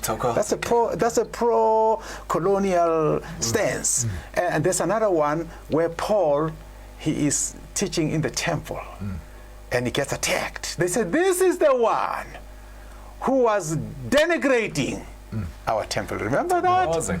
And the dragon, guess who protects him? The centurion. You remember that? Exactly. The Roman centurion. So it's quite interesting that the colonial establishment protects these disciples and so forth, you know. If you look at Judas Iscariot, it's very interesting. The name Iscariot, you'll never find it anywhere, right? And as we did extensive research, we found that actually the name Iscariot is a play on the name Sicario. Sicario, yes. Now Sicario, okay, let's backtrack a little bit. The name Messiah actually doesn't mean Messiah. Yeah, doesn't mean what the way it was described. Jesus was saying that he didn't come here to physically, emancipate. So, but the name Messiah actually means a military leader. An anointed one to bring liberation to. And we're talking physical liberation here. From colonial, from foreign occupation. That's what the Messiah is. That's why the Jews were waiting for you. Exactly. To perform. To perform. And Iscariot exactly. was a rebel. Perform. Exactly. So, was a rebel. So what's interesting is that the Messianic movements, Zionists. Yeah, there is what. There were today in South Africa we would call them liberation movement, Chimurenga movements. The EFF. Yes, EFF of the Bible. Yes, the Chimurenga, the ANC, PSC. These are messianic movements, according to that interpretation. Now they had another movement that was more extreme, more militant than these movements. They were called Sicario. Yeah, Sicario. And these are people that basically, if you were a spy of a colonial establishment, they took you out. That's where Simon the Zealot comes from. Yeah, there we go. One of the disciples. Yeah, they took you out. But it's very interesting that, and they didn't want spies. That's the first thing, that was the most important thing. Now, it's very interesting that the New Testament says Judas Iscariot is a spy. Is it not interesting? Exactly. So what they're doing now, they are trying to denigrate that Sicario movement. You see, in fact, the word Judas is from the Judas Maccabees, and it doesn't appear in the Testament, but you'll find it in the Jewish Bible. Yeah, it's also found in the writings of Josephus. Josephus, the great Josephus. The Antiquities of Josephus. The Antiquities, exactly. Yeah. So now Judas Maccabee is a priest who goes out and wage a war against a colonial occupation. Very important. And he does it successfully. Now, what the Romans do in the New Testament, they want to denigrate this Judas idea. They threw him in the Sicario. Exactly. And then they come with a new name, says it's Judas Iscariot. but you'll never find this. But you'll find Sicario. Sicario is... He appears in Josephus' books, for example, right? He talks about them. He doesn't like them, of course, but I understand. But he accounts for them. But he accounts for them. And that's because, you know, Josephus, of course, as you remember, he was one of the Roman resistors. But then he's captured there, and then he becomes now a collaborator. It defects, in other words. Let's take a small little short break here while we are having our small little conversation here with my honorable friends, Dr. Zulumathabo Zulu and our Professor Emeritus here, who give to Ombethe. When you come back after the break, gift, you were about to say something there and I cut you short there. When we come back, you can open up the program for us. Just after the break. Hello. The fourth industrial technology era has forcefully changed how every profession has been working for its clients. The world has become smaller than what we used to think. Imagine the ease of talking to a person who is in Australia, China, or Germany while you are in South Africa, as if you're just next door. The ease that globalization and the fourth industrial technology have brought to humanity entail doing business anywhere in the world as long as you have the purpose and the means. It is our expertise as MB Chabangu Incorporated to advise clients immigrating to South Africa on various permits and on opportunities for travelers who intend to sojourn in South Africa for a longer period of time. Shewa rikpe ayé náà ti kéré ju èyí tí a rò lọ nítorí náà ìmọ̀ wa ní ìsìlọ̀ àti òfin àgbáyé ṣe wá ní ọ́fíìsì àkókò lórí àwọn ìṣòwò ilé àti ìgbaniláyé láti gba ìwé ìrìnnà fún iṣẹ́ okòwò. Ho MB Chabangu Incorporated re ba eletsi dinotari le basebedisi le di office tsa rena kwa Pretoria, Johannesburg le Bloemfontein. MB Chabangu Incorporated e humanega ga bonolo go bareki ba rena. Go humana tlhagiso leseding ka botlalo re kgopela le re leletša mogala go 012 341 4187 go ba le re ngwalele lengwalo tsebile go admin@chabangu.co.za. MB Chabangu Incorporated, mo mathata a humanago tharollo.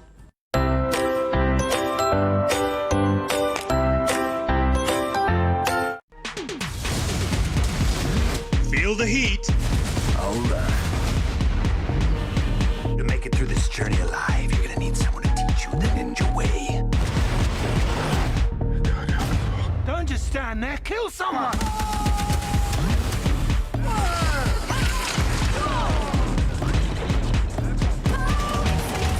Feel the excitement. Feel the heat with StarSat. Challenge your ordinary. Experience the extraordinary.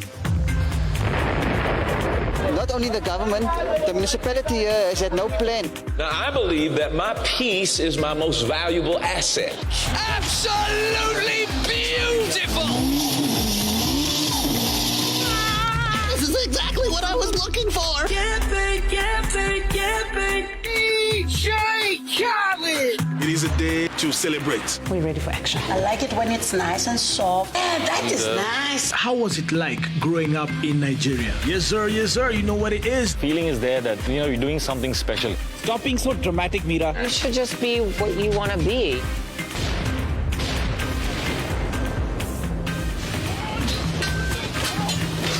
Experience the extraordinary with StarSat.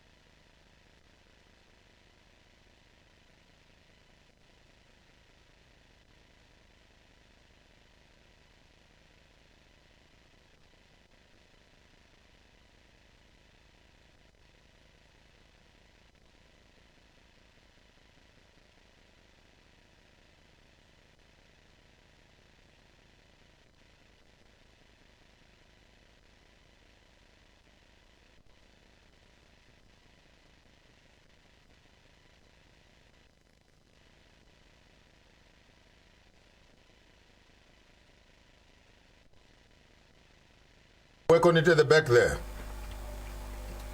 Blessings, blessings, yes. Marcos. So what's interesting, there is this principle or concept of demons.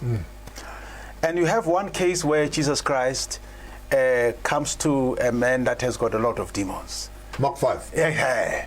And then he takes the demons out. He casts them into what? The pigs, right? Into the sea. Into the sea, exactly, yeah. Now, actually, the demons, they are a metaphor. They are the metaphor of anti-colonial resistance, anti-Roman resistance. They are described as they are actually the demons. When they talk about the demons, that's what the Romans are after. That's what is in their mind.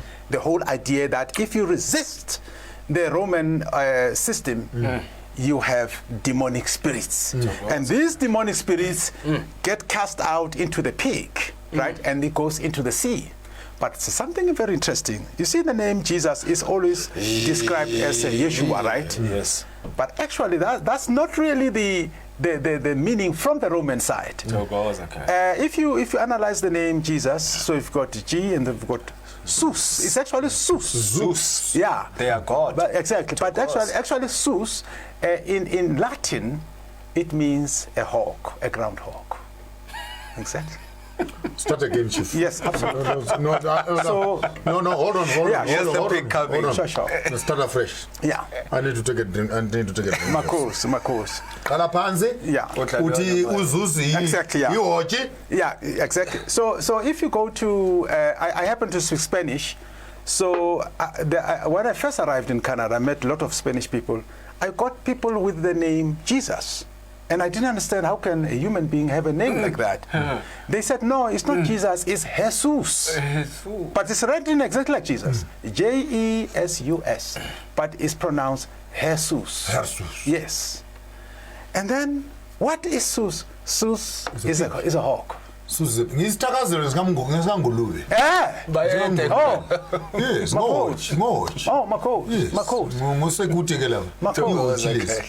Yeah. So the name Jesus would mean the groundhog. And it's very interesting that when Jesus cast the demons, he cast them into his own tribe. Exactly. No, go on, Chief. You can't stop there. Absolutely. You can't stop there. So take us through this pig story. It's getting. Yeah. So now, and one of the things about pigs is that pigs for example, they die hard. You know, a pig doesn't die very easily. You can, for example, cut the neck of a pig, but it can still run. And usually it will run. I've seen that in the village where I grew up. It will run, and one of the pigs actually ran, because it escaped after his neck was cut off. It actually ran into the water, and it went down and sank right down to the water. So now, for the Romans, the anti-colonial spirit is not easy to die. Exactly, it's not easy to die. So it has to be exorcised. So Jesus was an exorcist. You see, he was an exorcist of anti-colonial demons that needed to be cast out. And that's why even when you go to the part where Jesus is caught, right? You know, they catch him, and then from there, they accuse him of being a king. He says, this man says he's a king. The king of the Jews. King of the Jews. A Messiah, and he's a Messiah. And they ask him, are you the Messiah? And what is it? He says something like, so you say, something like that, right? He says something. Thou hast said. Thou hast said, exactly, yeah. And then for that, now the Romans didn't want to, Pilate didn't want to do anything. He says, I have nothing. He asked for water. Exactly. Wash his hands. But it was very irregular, because as a Roman Empire, you actually want to remove these elements. Yes. And his wife came to whisper to him and says, you have nothing to do with this man. Exactly. But here is an interesting thing. Who is Pilate? So in the historiography, Pilate is the governor of Judea province. Because what Romans did when they came there, they broke apart the Judea and decided to convert Judea into a province. Because you see, the Romans are the masters of divide and conquer. They did census there and said, okay, these people, even though they are all Jewish, but actually we've established the ethnicity, they are not really Jewish. Samaritans, for example, are not Jews. So you've got the Samaritans, and you've got Herod. Yeah, he's Jew, but actually, ethnically, no. They were conquered by the Jews many years ago, and they were forced to convert to Jewish. So if we can capitalize on that and separate these people, then we can rule over them. And that's why you have King Herod, who is a Jew, but actually, ethnically, he's not a pure Jew. Yeah, he's actually, part Arab and stuff like that.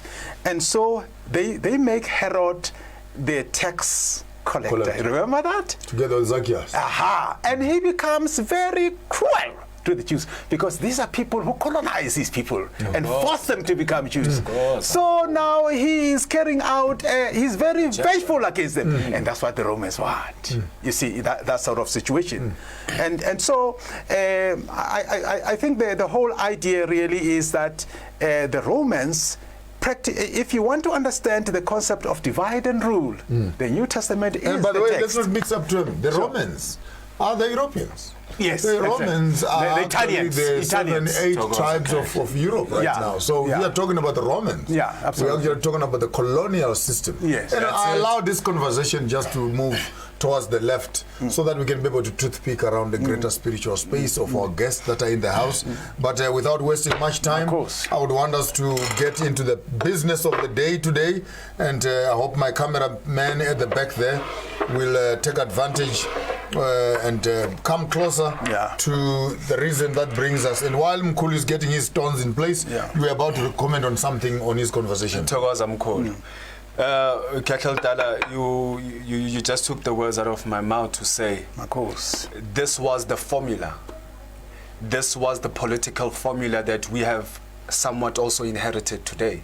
If you are listening to the narration Mkhulu and how these stories were happening in the physical and the practical sense of the word, it is no different to what is happening to the African today. It's the same system, it is the same formulas, it is the same mechanics that are at work in terms of bringing these things. So we are working under what law is in South Africa? Let me allow you to mention it. Roman Dutch. Roman Dutch. What is the first word? Yeah, Roman. Exactly. Roman. Did I hear you saying Roman? So you think there's a Herod in Palestine and Judea? Yeah. There's a Herod in Pretoria here.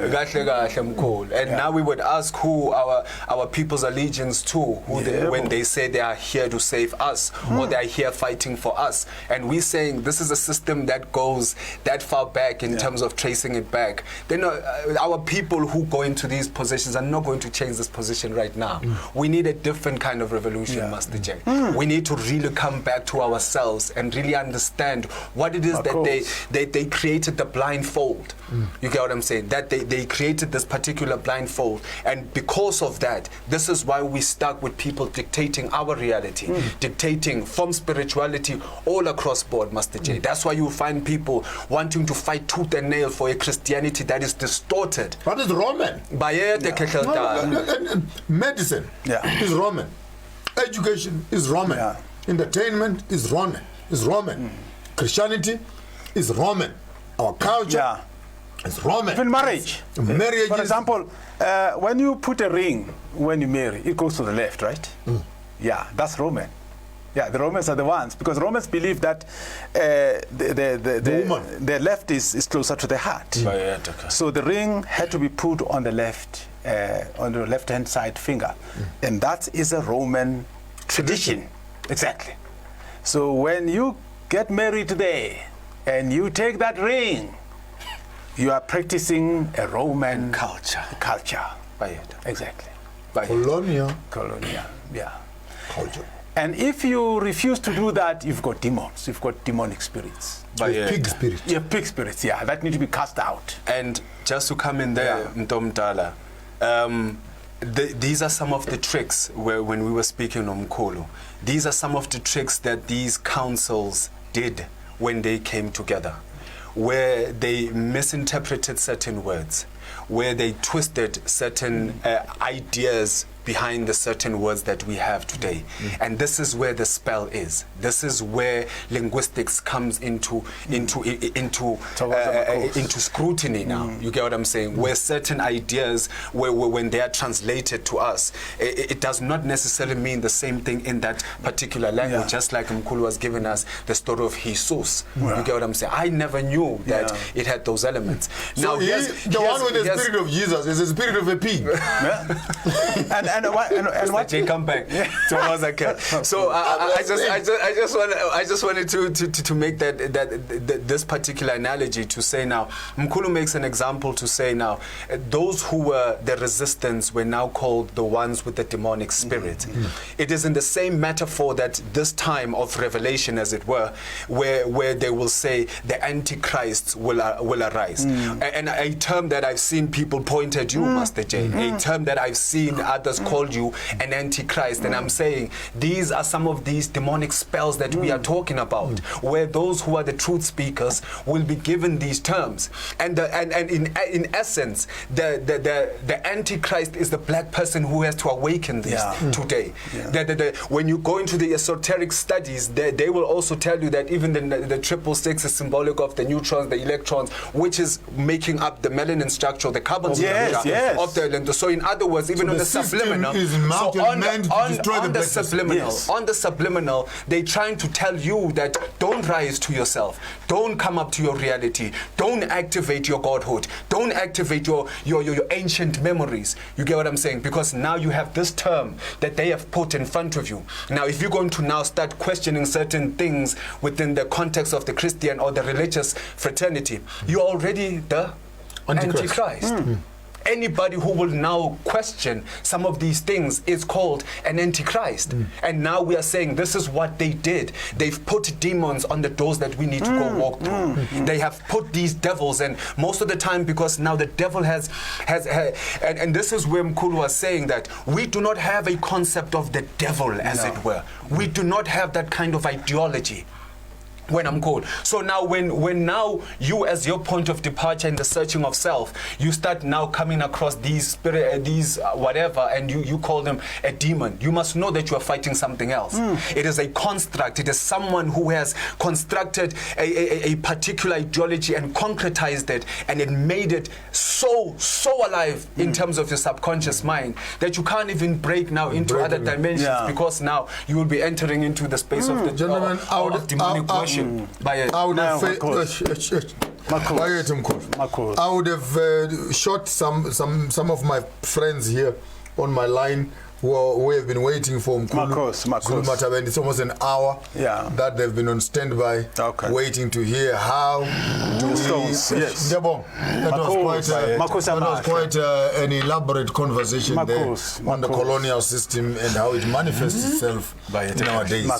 Take us through. Mkhulu Zulumathabo Zulu did some African mathematics, and he wrote a book for translating all the various Pythagoras theorems, geometry, what do you call it? Argometry, algorithms, etc., and converted all these principles into our own African languages. And this goes back into the games that as Africans we used to play when ladies would be there, the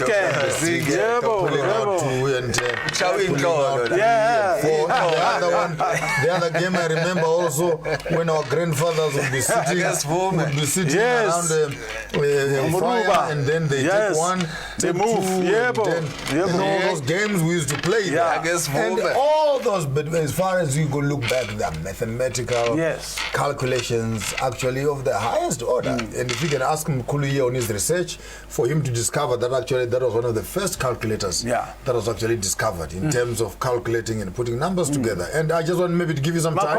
I will not interrupt you. Take us through a small little lecture. Maybe 10-15 minutes uninterrupted. Take us through the mathematics, how, and when you are, by the time you are done, I hope you can be challenging other African academicians to say it is possible to write a mathematics book in Shona. to write a mathematics book in Ndebele, in Kikuyu, to write in Igbo, and etc. So over to you. Me and Gift are going to bin some fruits here while we are waiting for you. And I'll also use your stones there. Please. Beautiful stones. These are mine. These are mine. So when I was a kid, I always hear grandmothers, grandfathers saying, in our days we used to use stones to calculate, to count. But what I found paradoxical is that everybody talks about that.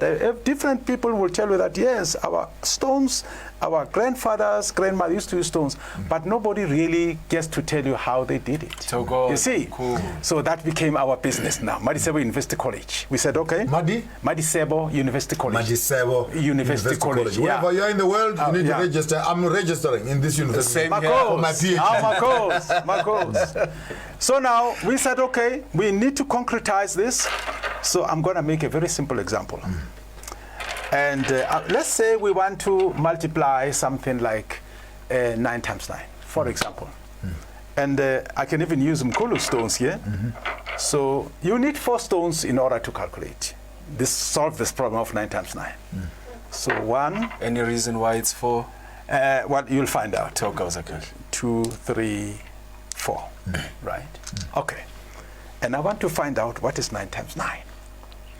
So I'm going to go to the ground. I'm going to put 1 stone here. So where I've put the stone, we call it column 1. Let's call it column 1 for purposes of cartography. Yeah? Yes. Exactly. Yeah. And then I've got 3 stones left. Can you give me a piece of paper in the back there? Hello, guys. On my hand. Can I have a piece of paper there, a white piece of paper, and a pen? I want to do a diagram here. Quickly, guys. We are in class now. Yeah. So I've got 3 stones left. A white A4 and a piece of paper. So I've got 3 stones left on my hand. I take the second stone, I put it next to that one, I make a horizontal space. This is now column 2. So column 1, column 2. So there are 2 stones on the ground. I've got 2 stones in my hand. Now, so column 1 is 1 stone, column 2 is 1 stone. 1 stone. Okay. I'm going to take another stone here from my hand. I'm going to go under column 1 to column 2, sorry, and I'm going to make a vertical space there. So now I have 3 stones on the ground.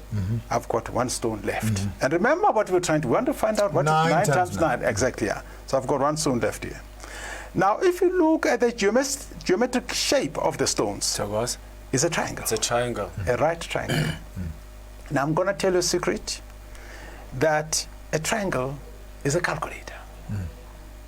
We can do amazing things with the triangle. That's why you see a triangle on the calabash. You see it on our textile. There it is. That is a calculator. There it is.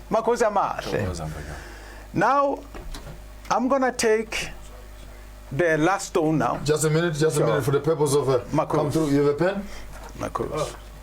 Yeah. I wanted us maybe to have a practical thing. Then I wanted to show the people. You don't mind if I can? Yeah, sure. We can move them. Yes, we can.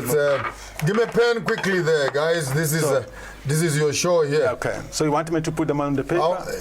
Yes, I wanted to put. No, wait. Just wait for a piece. I want to draw a diagram. I want to draw a diagram. Then we can put them. Then it can be visible. Okay. Can I have a pen there quickly? But you're explaining. You're explaining a triangle. Maybe while you're waiting for the pen. Yeah. So a triangle is a mathematical calculator. A triangle. It's powerful, powerful. For that one, we need sticks. So next time, I will have the sticks. You see. So what you do is that you wanted 4 columns. 2 columns. No, you wanted 4 columns or 2. Oh, you mean for this one? No, but for the mathematics, we can just put 4 columns. Yes. 4 stones. No, to put 3 columns. Put 3 columns. Yeah. Column number 1, column number 2. Right. And column number 3. Yes, yeah. Then you want to put a line across them? Yeah, you can put a line, it's fine. In the middle. Yeah. Yeah. Yeah, that's it. Yeah. We're doing a calculation here of 9 times 9. 9 times 9. Using the ancient methods of calculating using stones. I'll be showing you how it is going there. Let's get started. Sure. So the first stone goes in here. Goes in here. On the line. On the line. On the line. Yes. And the second stone. Guys, put your camera there on the thing, then people can see what's happening here. So we want to calculate 9 times 9 using stones. We need 4 stones. 9 times 9 using stones. Using stones. And we need 4 stones to do that. So you lift up your camera a bit. I want it to be looking into the shot here. So I've put 1 stone here. And then I can continue it. Yes. Okay, Mkhulu. So you put it on the line. Yes, on the line. Okay. So I'm going to put another stone here. There you go. So I've got 2 stones here. And I've got 2 stones on my hand. Right? And then I'm going to go to, so we call this column. So this is column 1, and this is column 2. Column 2. Yeah. I'm going to take the 3rd stone. I'm going to go under column 2, and I'm going to put it down here. Okay. And when you look at the shape, that gives us a geometric, it's a triangle. Yeah, exactly. That gives us a triangle. Mkhulu. Yeah, the right triangle. Exactly. That's why I wanted Mkhulu. Exactly. So you have 1, 2, and 3. Exactly. Right. So now, a triangle. 9 times 9. Yeah, that's what we're working with. A triangle is a calculator. Okay, and a triangle also is part of the circle. Very important. It's a building block, it's a component of the circle.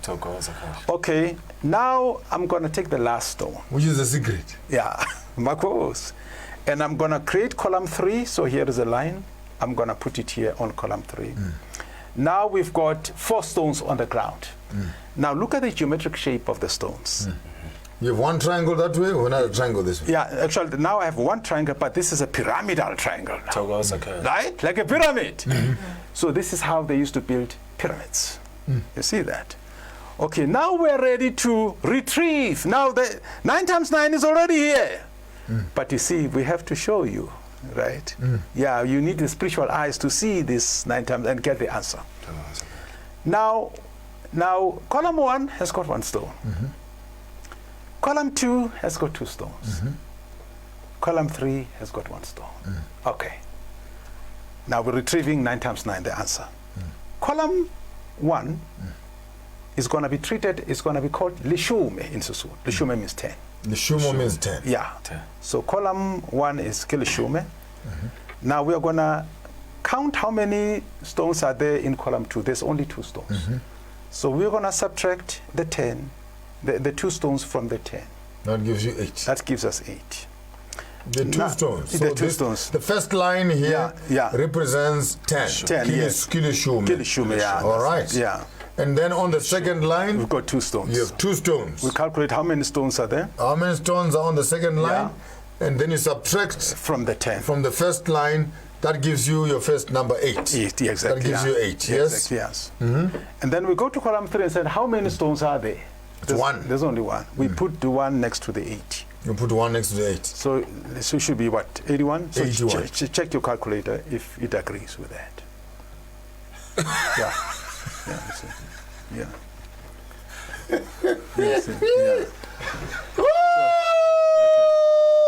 I need all my money back from the school, the teachers who took me to school. I need all my school fees back.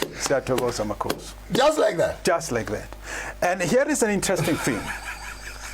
In a Western school, when they do calculations, it doesn't matter whether it's 3 times 3, 5 times 5. Let's say 5 times 5. Let's do 4 times 7, for argument's sake. 4 times 7. Just from now. Now we're going to need more stones. Okay. So we actually have to remove this paper. We need to remove this paper? Yeah, we need more stones. Yeah. Okay. You said 4 times 7. Right? 4 times 7, then we need how many columns?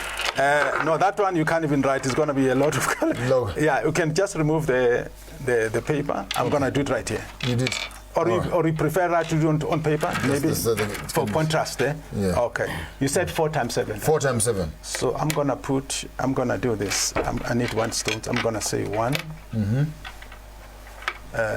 2, 3, 4. Okay. That's 4. Yeah, I'm going to put 7 actually on the ground here. So that's 5 now. I need 2 more.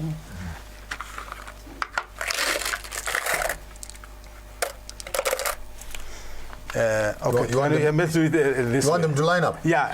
I can maybe help you. And you can put all 7 of them. Mkhulu. There you go. 1, 2, 3, 4, 5, 6, 7. 7. Okay. Fantastic. There we go. Yeah.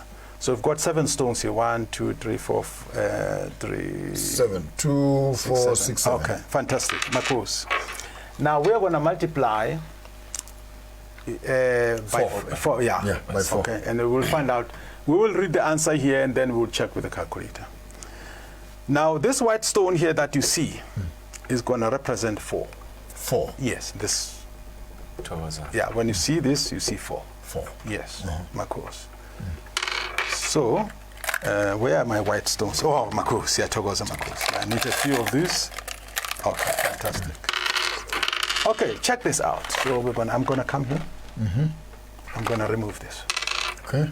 I'm gonna come here. I'm gonna remove this. I'm gonna come here. Remove that. Do the stones on the floor have a numerical value? No, this one doesn't matter. Okay. Yes. You've put 4 now. Yes, I'm gonna remove this one. Do this. Okay. Now all I have to do now is to count these stones that are here. Remember? So it's 4. This one is 4. Yeah. So okay, just for you to follow, we are multiplying 4 times 7. Exactly. Yeah. Using the ancient calculator. And we have already we put the first 7 stones. That were the glass ones.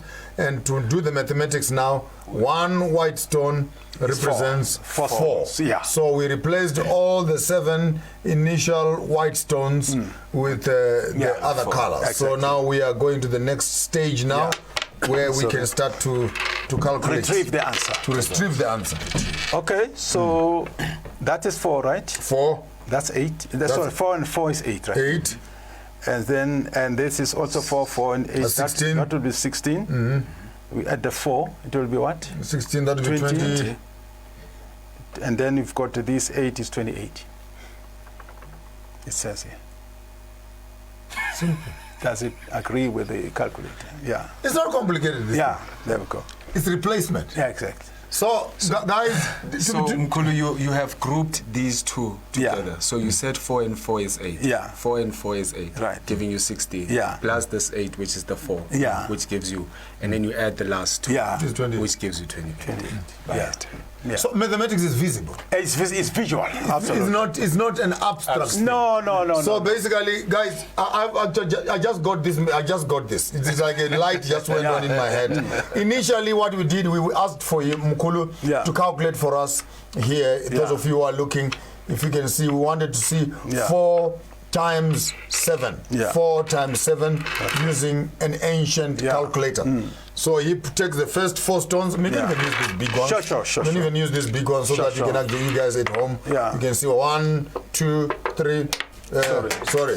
4. 1, 2, 3, 4. Yeah. So we wanted to find out in terms of mathematics what is 4 times 7. Yeah. Then he takes the 4 outside and replaces each one of them with the 7 that we're looking for. Yeah. Then all you do is that each stone that you want to multiply gets multiplied in the stone that you are replacing it with. Yeah. So if we're multiplying this by 8, it means that the ones that I'm bringing on the table are 8. If I'm multiplying this by 15, it means that every stone that I'm adding on is a 15. If I'm multiplying this by 12, then every stone represents what I'm representing it with. Then you just come back here, keep your other 4 in the background there. Then you come back and say this is 8. This is if we're going with the 8. Yes, this is but the stone now represents a 4, yeah?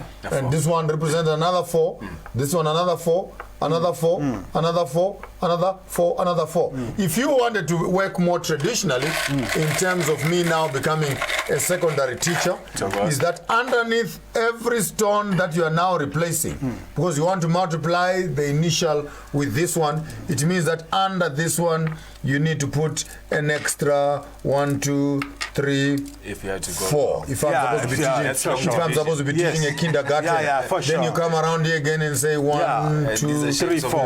Absolutely. Then you come to the next one and the next one and the next one. Then all you need to do at the end of the dot is how you need to count the number of these ones that you have added to surround each. You are teaching mathematics, you are teaching science, you are teaching biology, in one. You calculate that, boom, you have your 28 right in front of you without wasting much time.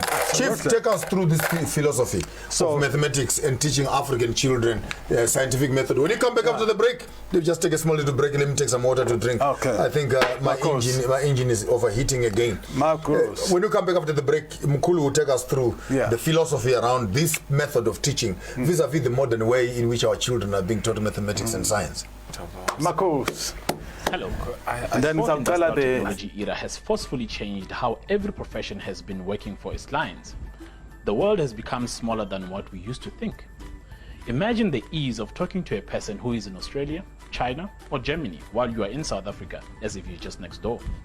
The ease that globalization and the fourth industrial technology have brought to humanity entail doing business anywhere in the world, as long as you have the peppos and the memes.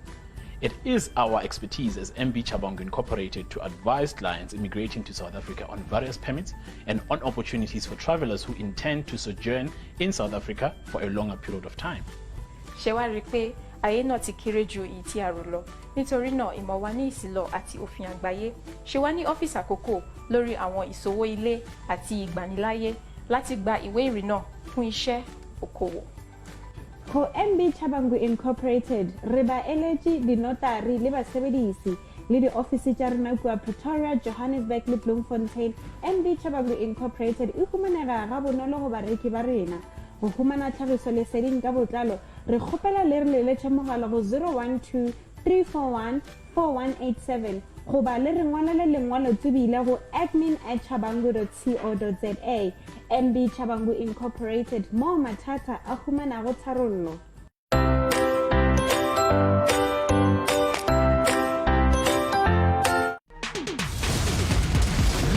Feel the heat. All right.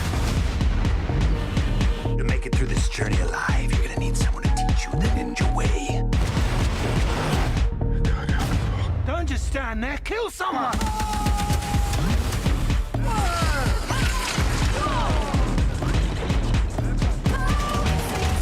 Feel the excitement. Feel the heat with StarSat. Challenge your ordinary. Experience the extraordinary. Not only the government, the municipality here has had no plan. Now, I believe that my peace is my most valuable asset. Absolutely beautiful! This is exactly what I was looking for! Camping! DJ Khaled! It is a day to celebrate. We're ready for action. I like it when it's nice and soft. That is nice. How was it like growing up in Nigeria? Yes, sir. You know what it is. Feeling is there that, you're doing something special. Stop being so dramatic, Mira. You should just be what you want to be.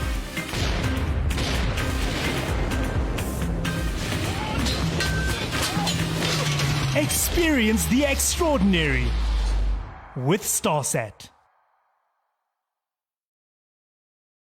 China's saying that the latest outbreak is under control. Feel the heat. The cabinet has decided to ease restrictions on certain other economic activities. I don't want to be a white person who sits by and does nothing, so that's why I'm here today. Feel the excitement. We are here to unite, because what we are fighting for is to stop institutional racism. Feel the heat with StarSat.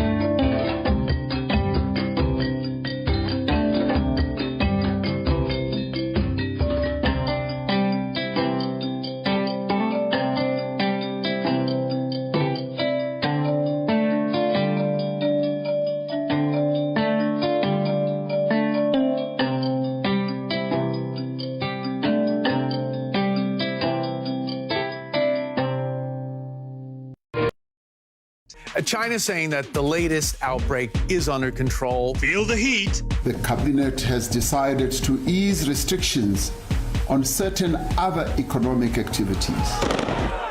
I don't want to be a white person who sits by and does nothing, so that's why I'm here today. Feel the excitement. We are here to unite because what we are fighting for is to stop institutional racism. Feel the heat with... Well, welcome back, welcome one, welcome all again on your beautiful show here, SANKOFA, with our beautiful and wonderful guest, Professor Dr. Zulumathabo Zulu, all the way from the Free State, but living here with us in Johannesburg with an institution in Sandton, where he's running his own private university. And I would actually want maybe to do a small little advert for him. We'll put his details at the bottom of the screen there. Please enroll with his university. Let's start learning methods of how can we break down this whole colonial educational system so that it can be relevant to our own children. Some of your children have been declared dull and stupid because they're using a Eurocentric method of teaching them. And here we are with a man, one of our own, who has sat down and he has written a whole manual, writing mathematics in his own indigenous language, the Sotho language. And with us also is Mkhulu gift, who's Ombethe Majodina, who's a African, is an anthropologist in his own right. He's also a practicing indigenous healer in his own face. And I interrupted your lecture. Please, doctor, take us through. Makos, Makos. I'll just read a small passage here that says, it asks the question, why mathematics in Sesotho? Why is this important? It says, the brain of the child first develops inside a mother's womb and gets wired using the language, the acoustics, and the cultural cues from the environment of the mother, even though that baby is not ready to become a participant in the real world. In that fluid medium, known as an amniotic fluid, the brain cells are being biologically programmed using the mother tongue as a programming language. After the baby has landed on the planet, the most effective way of passing cultural and survival knowledge to that child is through the use of the language in which the brain was programmed. The language of the mother is like a gentle lubricant which assists the acquisition of survival learning skills. Any other language is like dry, extraterrestrial, and inhibiting. And so basically, that is the whole philosophy behind this. Wow.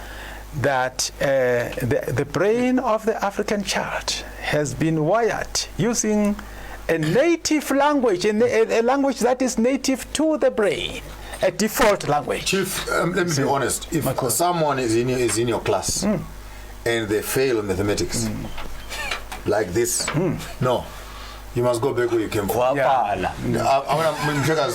can't get simpler. It can't get simpler than that. And if any teacher can fail to teach science and fail to teach atomic energy, fail to teach chemistry. Because once a child, for example, guys, let's look at it this way. Once a child grasps this concept that's it. of mathematics in its totality, geography is here. In terms of the compass. Directions of space. Chemistry is right here. Is here. Yes. Biology and atoms is right here. And cells are here. And mutation of amoebas. And all the way, Master. So in teaching one subject, you're actually teaching all subjects. So, because I think what the African child struggles to move the mathematical mind to English. Yeah. And you learn English, you must now go to physics. You learn physics, you must go to biology. And there are different books. Yeah. And in your mind, these things are not connected. Are not connected. Yeah. When I look at this, for example, as Mkhulu was saying, Mkhulu Gift was saying, when I look at this, this symbol, I mean, 150 things are running in my head. So that what we are lacking are African teachers. Not just African teachers in terms of color, but we're talking about African knowledge. African knowledge. Yeah, the knowledge of the cosmos. That has been baptized. Yeah, exactly. Sunama teacher to us in the black water. Volcanic water. Dip them in black water. Exactly. These are some of the things that a lot of people will attach stereotypes to say the Zangomas are unlearned or they are dumb. And the Zangoma knows this. And the Zangoma knows this, Master J. When I'm sitting in my temple right there, I facilitate so many functions. As my office, because I work in a meeting. That takes me into the field of chemistry. Yes. You got, I deal with counseling. That takes me into the field of psychology. You got what I'm saying? So I'm dealing with a whole array of disciplines within the space. So now coming out into this world to say, then what is it that I am? It becomes quite difficult. You want to classify so now you have people who are quantum in their conception of reality. You get what I'm saying? So you find other people now, when you give them these formulas that we find out there, they are almost dumbstruck, and they struggle in school. And then that person will end up thinking that they are stupid, they do not have an affinity for academics and all of those kind of things. Now we have to meanwhile, it's the methodology. It's the methodology that is being used. Because the wiring, which does not relate to the waters. Yes, and the naval. And the language that you were hearing. Yes.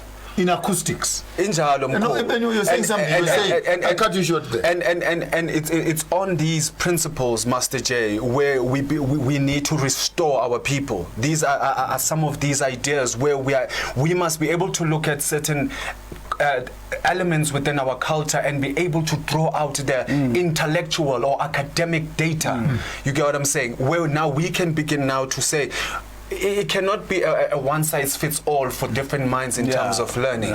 And that is the problem where they want to compartmentalize every single mindset. So for managerial... Let me just harass you for a minute. This is a traditional stick. Makos. Okay. Very powerful. This is a traditional stick. When you make this thing, there's no ruler. Do you see symmetry? Oh yes, it's beautiful. It's lovely. Aesthetics. And it looks like it was done with a machine in the way it looks. That's how flawless it is. And it's all indigenous. It's powerful. No, it's powerful. Master J, we would be, many would say that Zangomas are busy and overdosing people. They overcook their mutis and then they overdose and do all of those things because we never think about measurement. I teach my students, I remember when I found this as a revelation in Mkhulu, as my counting system was my measuring system, where I'm using my hand. And I'm saying, I remember Gogo will say, Mafavo, Ketla, Ngela, Ufago Mutonganga. You know, or no ufage. So now already so they say ufagela. So now when I'm combining these things, these are giving me measuring these are already measurements. These are already measuring. I know these are references. These are already measurements. These are already measurements. Uyangithola wena Mkhulu ukuthi hayi ngifakele into engaka awungifakele into hayi and fakala into engaka uyangithola into ezinja. These are all measuring tools found from in our the system. smallest. So now the whole idea to say that we are not scientific in our approach or we are not methodological. In our system. Remedial waters are messing my head up. My head is like running in a Mkhulu. Is like it's going zing. This is how we measure, where we will tell Notwasa ukuthi ha egogo sicela umfakele into engaka lo muntu lo. Uyangizwisisa umhlephelela into engaka nje kuphela. So we're cutting this part here. And we can even go further now why would they do that? Because different mutis have different measurements it can be here, it can be here, it can be here, etc. It can be here. No muntu, it can be here. If someone who says footwear lapha Mkhulu, there is a timing. There is a timing because now we also understand today that people have high bloods and all of these things. You don't put a stopwatch. No, you get what I'm saying. We had our way on how to say, okay, this is my measurement. After this, the message is cooked. They must come out now. You get what I'm saying when I calculate that. Messing me up. So these are the things that we are saying that when we give ourselves the opportunity to detox ourselves from programming, when we can give ourselves that opportunity, our elders left us with everything. Oh, absolutely. Guys at home, I want to give him Mkhulu here. Gift is always with me, but I don't think I'll be as privileged as many times as often to have Mkhulu, Zulumathabo Zulu coming together with us. But today, allow me to abuse him a little bit more and really push him. I want you, maybe, Chief, to we know the methodology is already clear. There are 3-4 books that he has already done, if not 15 or books or so. I just want you maybe to give us a beautiful old man's reflection on education and the African mind. What would you say? Say you're the Minister of Education for Africa. I just want to lift up this conversation to a high level. To a high level. We cannot doubt this. This is practical. This is here. This is classroom. But I think as I'm talking to you, I'm hearing much more. I'm seeing an elder here from ancient times who is transmitting a science that even universities. If I was running the country, I'll give you all the doctrines that are there. Just to break through this. No, when the star is falling down, yes, because you don't wake up in the morning with this information. It's true. The star fell from the heavens. Fell from the heavens and fell in your mind. No, it is like that. So I want you maybe just to be gentle with us and maybe speak to our educational institutions, universities, our academic spaces, way our education has been structured with what you have right now and what you now understand vis-a-vis university. And I want to challenge you also. This is from me to you. Remove the word university. Go and make it a multi-university. Because university is uni. It is which uni. Speaks of one. Whereas multi speaks of plural ways of looking at the process. Multiverse. Of absolutely. So maybe that's my contribution. And I appreciate that. And we are actually on that. That is sitting on our minds. Take us through. Challenge the education system of Africa. So I think it's like a doctor now, like a doctor. Macros. I think I would like to say that knowledge is extremely important, but any type of knowledge requires a template. It can't just come out of the blue, you see. Now, what's interesting about African knowledge, Basotho, they use the word tsibo to describe knowledge. In Shona, tsiba is fighting. Oh, okay. Interesting. It's battling against ignorance. Exactly. No, I like that. And it also is a struggle, right? It's a liberation struggle. Yes, I love that. Tug of war. Yes. So in Sesotho, tsiba is to know. And then so basically, but if you analyze that word tsiba, sometimes I'm also downloading. In Ghana, in Igbo, it's Ndebo. In Nigeria, it will be Igbo. It's Ndebo. Oh, Ndebo, okay. Ndebo is a greeting. Okay. So you can't greet me with foolishness. Greet me with knowledge. With knowledge, Makos. So then, so basically then, the whole thing of knowledge comes now into the Basotho philosophy. And just to give a bit of a background for people to have the context, when generally we talk about philosophy in Western society, they're talking about 3 things. So one is, of course, knowledge. They use the word epistemology to refer to that. Epistemes, yeah. Okay. And the second one will be existence, and they would use the word ontology, which is actually metaphysics. And the third one will be values, which is axiology. And then that would include ethics there beauty, aesthetics, whatever. Yeah. So they are basically talking about, those are the Western 3 categories. But when Basotho talk about philosophy, they use the word nahanosene. Nahanosene. Nahanosene. So nahano is thinking. It's a state, a metaphysical state of thinking, nahano. And then sene is wisdom.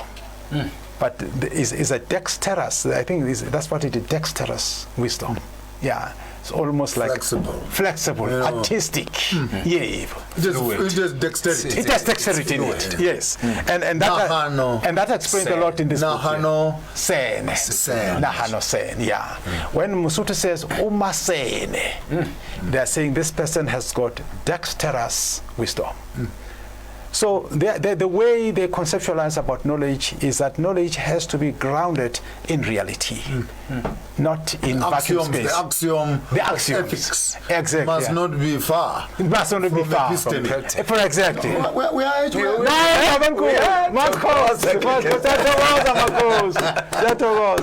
So now, Basotho have got 5 taxa of philosophy, right? Taxa meaning? Meaning categories. Classifications, yes.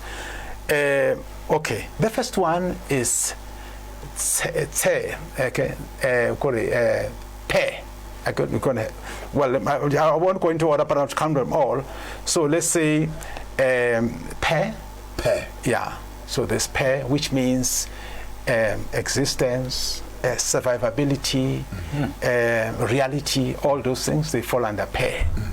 Another one is tse, which is about knowing. But the way they describe knowing is actually sensing, because it's experiential. Yeah, it's experiential. So tsebo in Sesotho is sensory knowledge. Yeah, it's sense-based. So it's sensory, yeah. So when they say knowing, they're saying sensing. So you gotta have those antennas. Yeah. Almost like a caterpillar. Caterpillar, very important. Exactly. The fingers are exactly. Sensing. It's sensing. You can read the air. You can hear where the enemy. And the snake uses his tongue to achieve the same thing too. To taste. To sense. The lion goes in the bush and and it has the bush. And it has the whiskers too. Yeah. Exactly. The cat has got whiskers. Exactly. Yeah. So that is that's sensing. Yeah. And then so we have pe, which is existence, and then we have tse, which is that sensing, that knowledge, and then another one will be pa. So pa is actually transcendence. Is running. It will be vertical transcendence. Is the rising like that? Yeah. So because they believe that you should not be defined by the adverse conditions. You must transcend them. Yes. So that's pa. And then another one is yes. Pa. Another one is pe. Yeah, that's right. Yeah. So we've got pe. We've got tse. Exactly. Yeah. Pa. And there's pa. And there's another one called ra. Actually, now I'm messing up the order. Let me put it in the order now. I think it's very important. The Spirit is saying to me, put them in the order.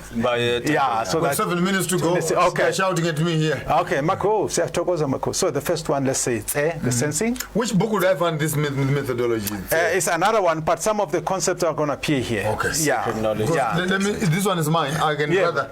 Let me be Let me be taking notes here. Yeah. So that I can enjoy this at home by myself. The first one is TSE. So that is the sensing. The knowledge, the knowing. The knowledge. Yeah. The knowledge. Then pe. And then is pe. P-H-E. That's the sensing. No, pe is existence. Existence. Yeah, reality. All those things. Yeah, pe. And then the third one is ra.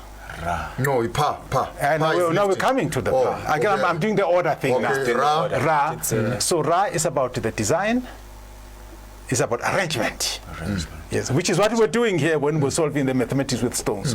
We were mathematics, not mathematics, just arrangement. Just arrangement. Exactly. That's it. Break down these things. And then 4 is going to be pa, which is the transcendence. The lifting. Yeah. And then the last one is tse, T-S-H-E, tse. By the way, the pa is P-H-E, right? Sorry, P-H-A, pa. Pahama, pa. Pahama, pa. PHE. When they say Tala, yeah. Come up. Exactly. Come up, Miss Plus. Exactly. Have a good tap. You I like that. Marco. You know